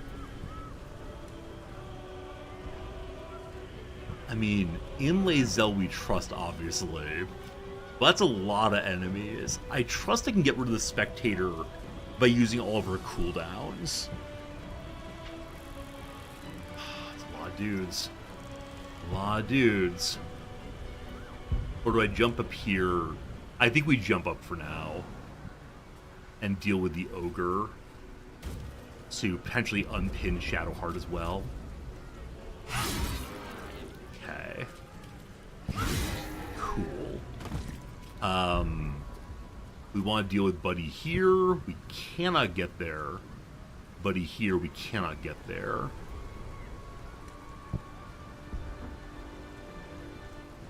I'm guessing the Mind Flayer will come forward to the Guardian of Faith. That might be false, though. What can we do? What can we do with Lae'zel? I don't want her to run back and fight this fellow as Bingo's there. There's no one left on this side. I'm guessing there are more enemies here. There's certainly some here. I guess I just move Lae'zel in to assist with this nonsense. Is that right? She could throw something. No time to waste. I've really never thrown anything. Here, let's throw some oil. Actually, I guess I threw Scratch one time. She's not particularly strong, unfortunately. So, let's just stand here fine. Orpheus is with me! Hello, Orpheus! Am I going to use you correctly? No doubt I will. I mean, we can use Flame of the Phoenix. If we get closer, we can torch all of that, I guess. So how does this thing work? I think it's just a standard fireball, maybe. Cool! We now have Flurry of Blows. Punch twice in quick succession. That is a little bit more damage. We can't quite get to them, unfortunately. I've been really struck at how limited his movement range is. I mean, I can get in closer with Misty Step. Oh, there's one here. Can't get there either. I think Orpheus is a little embarrassing. Do we agree that Orpheus is kind of an embarrassing character, frankly? Is that buff with Longstrider? I guess I did not do so. So it's surely my fault for not blessing with Longstrider. He'd get places for sure. Oh, we just punched the floor. Good job. Alright, Gale. Alright, Gale. Time for you to clean up dodge. So this winged horror is very low on health. If I kill the fellow that Bingo is looking at, he could probably fly forward some. This is Firebolt. I don't have Fireball equipped. Hasting Lae'zel strikes me as a sensible thing to do. Wait, Gale, do you not have your Kreska's favor up?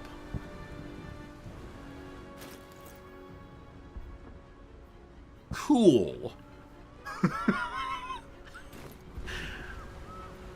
I'm just never sure when we've slept and when we haven't. This is a whole action though, correct?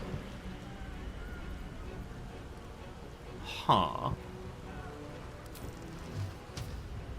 We can move in and Curriculum of War on Big Boy, but I don't want to expose Gale to that.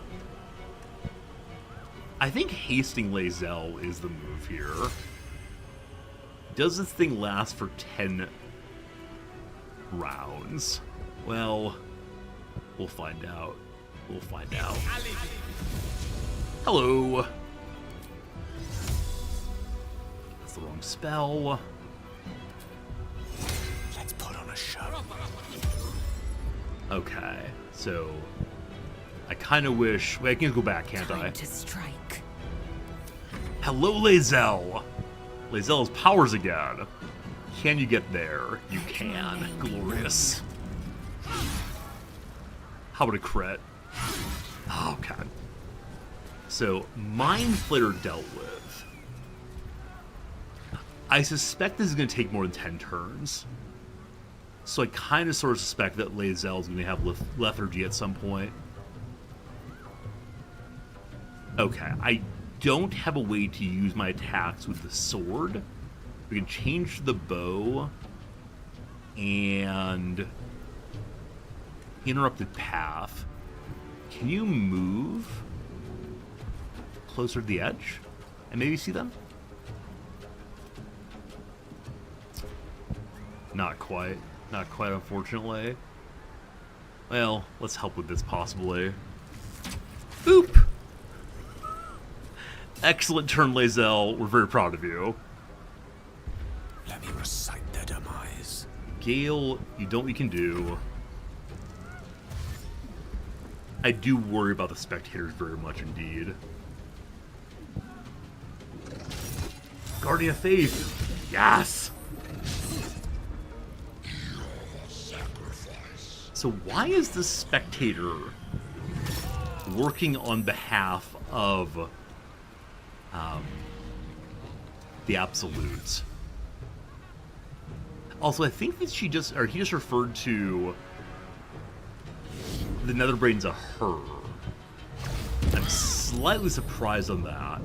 Okay, so Spirit Guardian is gone and Shadowheart is knocked out.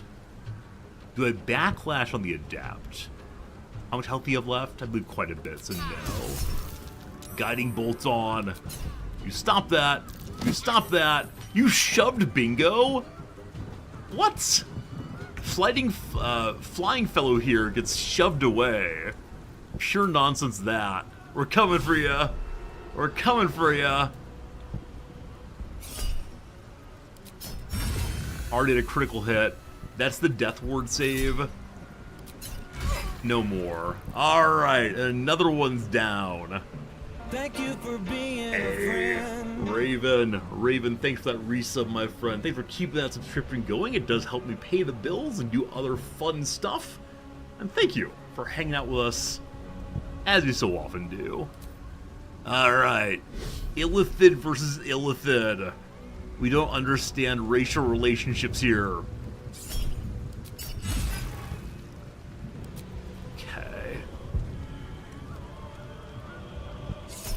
Are there more attacks? 21. Man, I really hope I get some kind of rest after this, before the big fight. We'll see how it goes. Again, Raven, thank you for your kindness in keep that subscription going. All you fine subscribers help me quite a bit in living a pretty nice life and being able to do some things I really enjoy doing, and part of that is paying the bills. That's lovely. Shadowheart's turn is Null and Void, or Vol. Lae'zel rolled a 5 on Mind Blast. Try again. Well, more stuns. It's a Mind Flare stuns. Not great. Alright, we were waiting for the Spirit Guardian to get to work. So the Guardian of Faith to get to work. He did very well indeed. And more keep coming! And that's the end for now.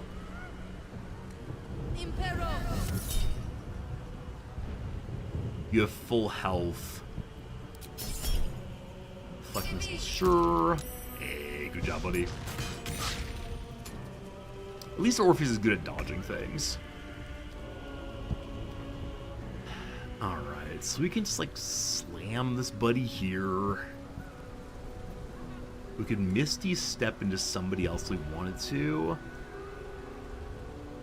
So we're kind of, like, split the party left to right. I'm not sure if it was the right call, but we did it anyway. I have 5 key left. Something. Hey, a kill. Good job, you. Forward! A Stunning Strike. Stunning Strike is not a long rest, short rest kind of thing. Good job, boss. Good job. I'm so unimpressed. Alright, where's that big eye? There it is. 83 damage is doable if I go ahead and use Charisma Strategy. Shadowheart goes here after a group of other enemies who could possibly go for Gale. So I want to be kind of cautious. We do have our Chain Lightning. Why do I not have Arcane Battery going? Okay, if I use Chain Lightning here, I don't think it's going to hit the Spectator, unfortunately. But there are a ton of enemies here. So we'll go for Chain Lightning and see what happens. Okay, it took out 4, I believe. Maybe 3. A lot of little buddies, and I don't think it jumped downstairs. Hey, Belvin, how's it going? Fine. Winged Horror misses. Great. The Spectator, I continue to be concerned by. It wounds Gale a little bit. Not too bad, though. And Lae'zel concentration continues. Once again, I forgot that the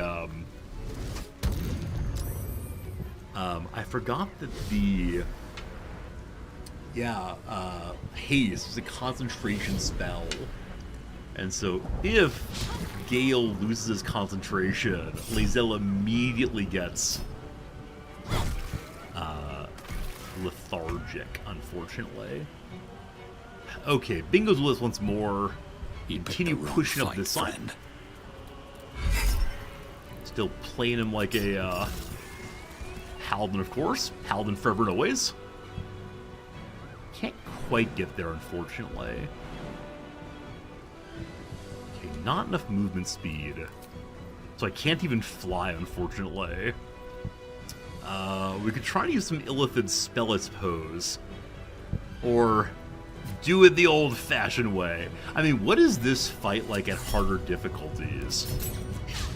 I'm really suspecting there's some silliness.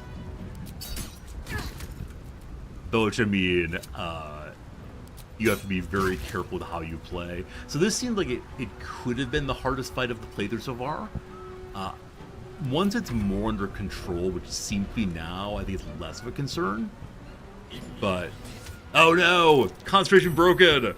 Gale, no! So Lae'zel is now sleepy time, unfortunately. That is not ideal. But let's see what other damage we can do here. We sneak on forward a little bit. Try to stay in melee range of Buddy here. Good. Attack opportunity to get that one. No, that's that, unfortunately.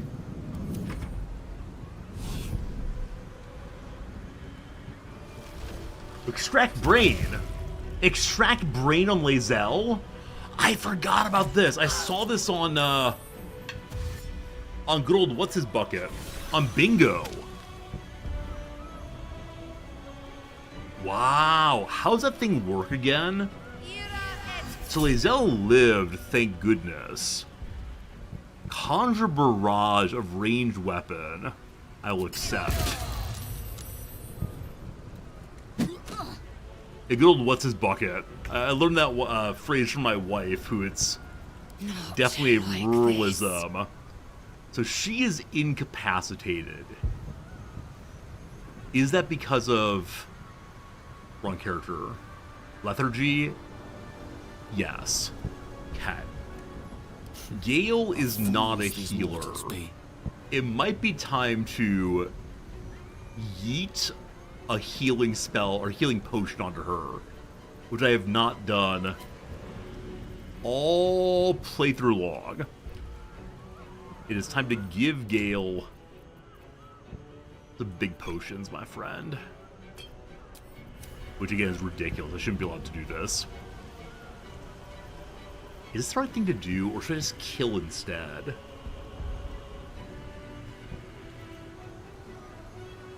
Best defense, good offense, etc.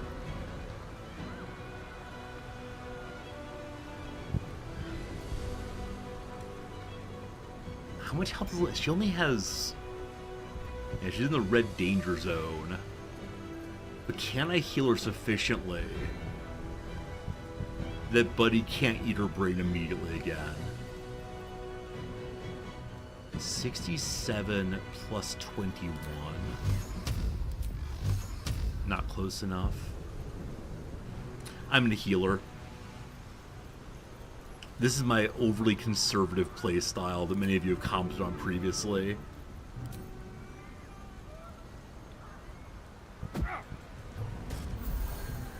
Cool. She's in better shape now. We have a bonus action. I think though it's just that for now. We'll go and heal ourselves up on Gale as well. Supreme is not the right one. Superior is what I was looking for. Supreme and Superior seem too similarly named. Orpheus, Orpheus, Orpheus continues to push up the right-hand side. We can shove here. I don't think they'd fall particularly far, though. So we're going to do our Fury of Blows. Hey, good job. And I think we have Push Punch. Down they go, fine. I have one chi point left. Okay, so they've realized that Orpheus is the true danger here. They're coming for him. Now, luckily, Bingo's nearby. Bite! I didn't realize that spectators had physical attacks like that. It's craziness. Okay. Orpheus is still very, very good on health, despite being bitten. And the bite looks like it led to a paralyzation situation. Man, I hope I get a long rest. Time for some bloody work. I'm considering using my critical hit here.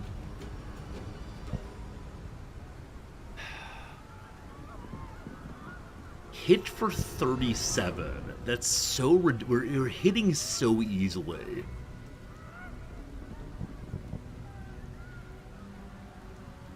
I'm gonna use it.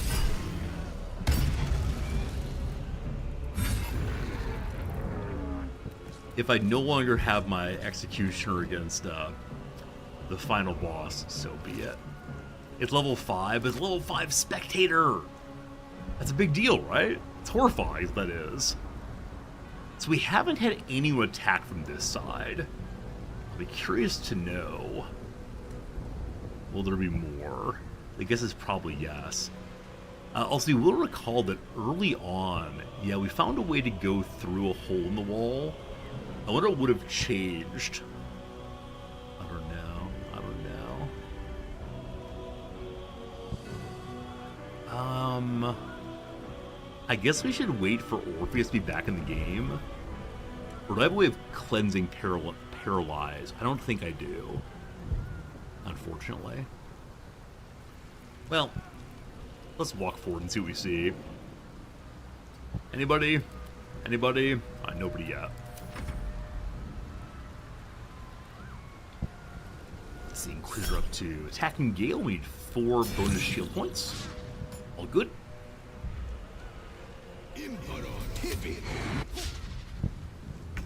Gale's gotten pretty dodgy these days. Alright, so Shadowheart is a Mind Flayer right in front of her and a Goblin. Lae'zel's health is, in my view, still a little questionable. So I think some kind of heal would make a good deal of sense. So I'm going to go for level 3. Cool. I now feel better about the world. That's my bonus action. Can I get 14 damage out without using some spell thing? Her base attack is 4 to 9 plus Radiant, which does 5 to 17 more. 75%, let's do it.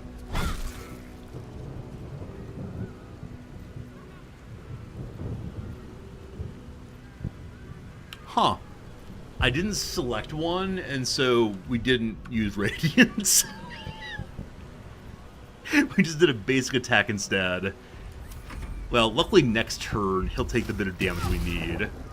Lae'zel is stunned again? Oh no, poor Lae'zel. Poor dear sweet Lae'zel is never getting another turn, is she?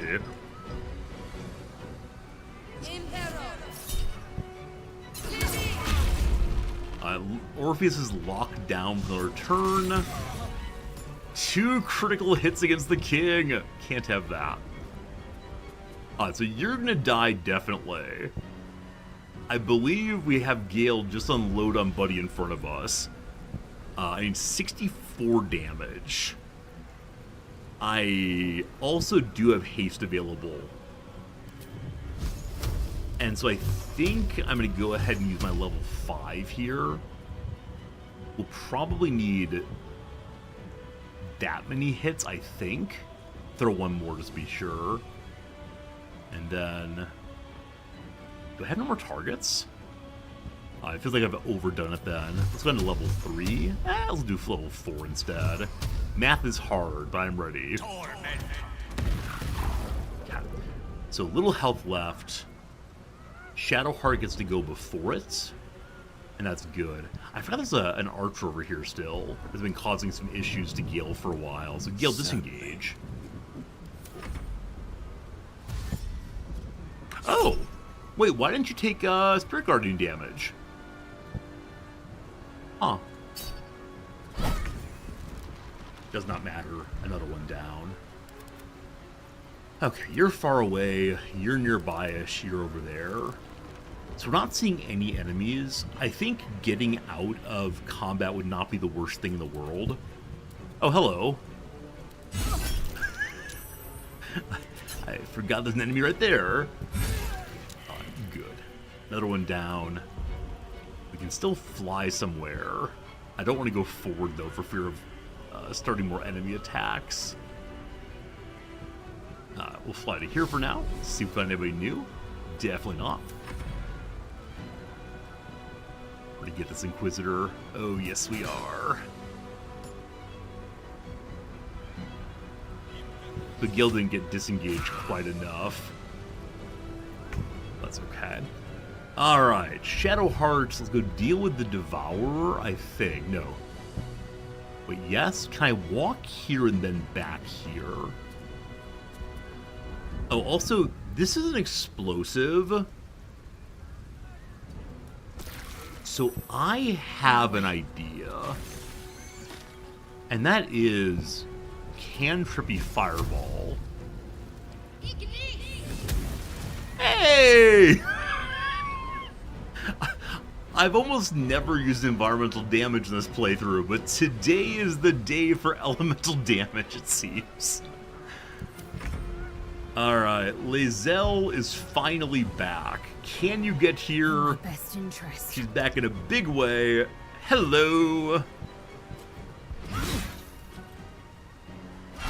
One more attack. And we are out of combat. Can you believe it?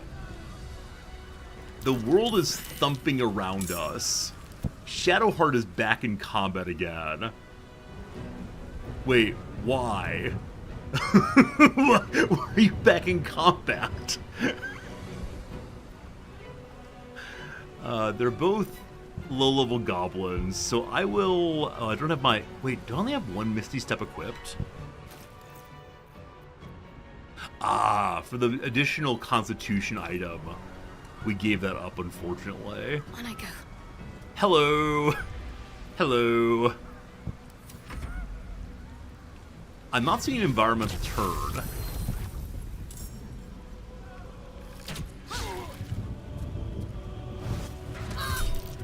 Why is there no environmental turn here? Huh. This fight seems different than every other before.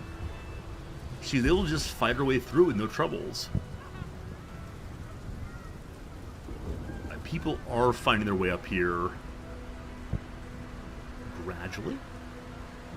And I guess we can just short rest now. Orpheus is coming also. What's next? It's noon, friends. Friends, it is noon. It's our last short rest. Despite everything. I'm guessing that going inside of this building is the path forward. Everyone seems like they're looking this direction. Wonder if the gods are watching. I guess we could do some looting. Just 2 more streams, maybe. Maybe. I'm going to play through the current ad break for reasons of pure greed, of playing the game greed, not of anything past that. Don't worry. Should I ask the backseaty question of will I find a long rest? Or do we instead need to use the potions? Where are we going, team? Okay, apparently this is the way up and down. There's no loot of note, okay. I was hoping to find like story-based loot, frankly, that explains who these mind flayers were before they showed up in this place. We've not used any of our friend abilities yet. If I can only use the friend abilities outside of the final fight, you're gonna see some more disappointment, we'll call it. Profound, extreme disappointments. So there might be some side rooms. With the, what's it called? With the drawbridge closed, not drawbridge, the portcullis closed, I don't think we have a way to go back to our inn. There's a big old ladder. Huh. What's this? Can you open the drawbridge? Oh. I'm actually not sure if I'm even allowed to go sleep inside of the, Oh, I don't want a long rest. We don't want a really long rest, do we? Because real long rests, apparently I'm going to eat a companion's brain. And I definitely don't want that. Oh, Alchemist Fire! The delightful work of Bomb Bomb Bomb. Hey, it's some arrows. So glad to have the good arrows. I guess in the very infrequent moments that we use range, I should be willing to actually use the arrows I've hoarded literally all game long. Alright. The arrows of note, it's alright. I'm glad I got the arrows of note. We're gonna save them until we find some hunter who will offer us top dollar. So I didn't use Curriculum of War or strategy, whatever it is yet, I don't believe. I do wonder how big the final fight's gonna be. I think I'm not gonna open the drawbridge today, or the doors today. Am I? I don't want a cutscene. And so there's these two big doors on both sides. Hello. I think I see it. I think I've found the beginning of the end. How hard is it to... Lockpicking impossible, actually. So you'll not be checking out the side doors. There's a cutscene ahead? Okay, okay. In that case, we'll just stand in the middle here. I wonder if someone has the keys. Oh. We actually walked to the front. To the door there. Additional potions. Team, unfortunately, that's gotta be it for today. Through this door is possibly the beginning of the end. I bet we'll have to either go upstairs or downstairs, or is this fight fought by destroying different parts of the boss in different locations? What are some games like that one, where you have to go from place to place, chopping off this and that? Are we gonna hit 200 hours in our first playthrough? That feels a little absurd, doesn't it? Maybe so. Is the door smashable? I'm not gonna do it right now, but at this distance it does not have an HP.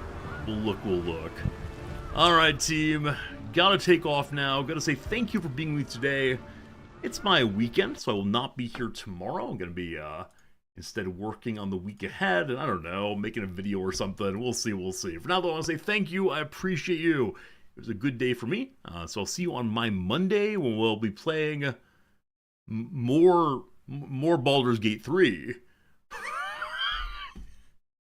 That's all I gotta say about that. Goodbye, friends. Goodbye.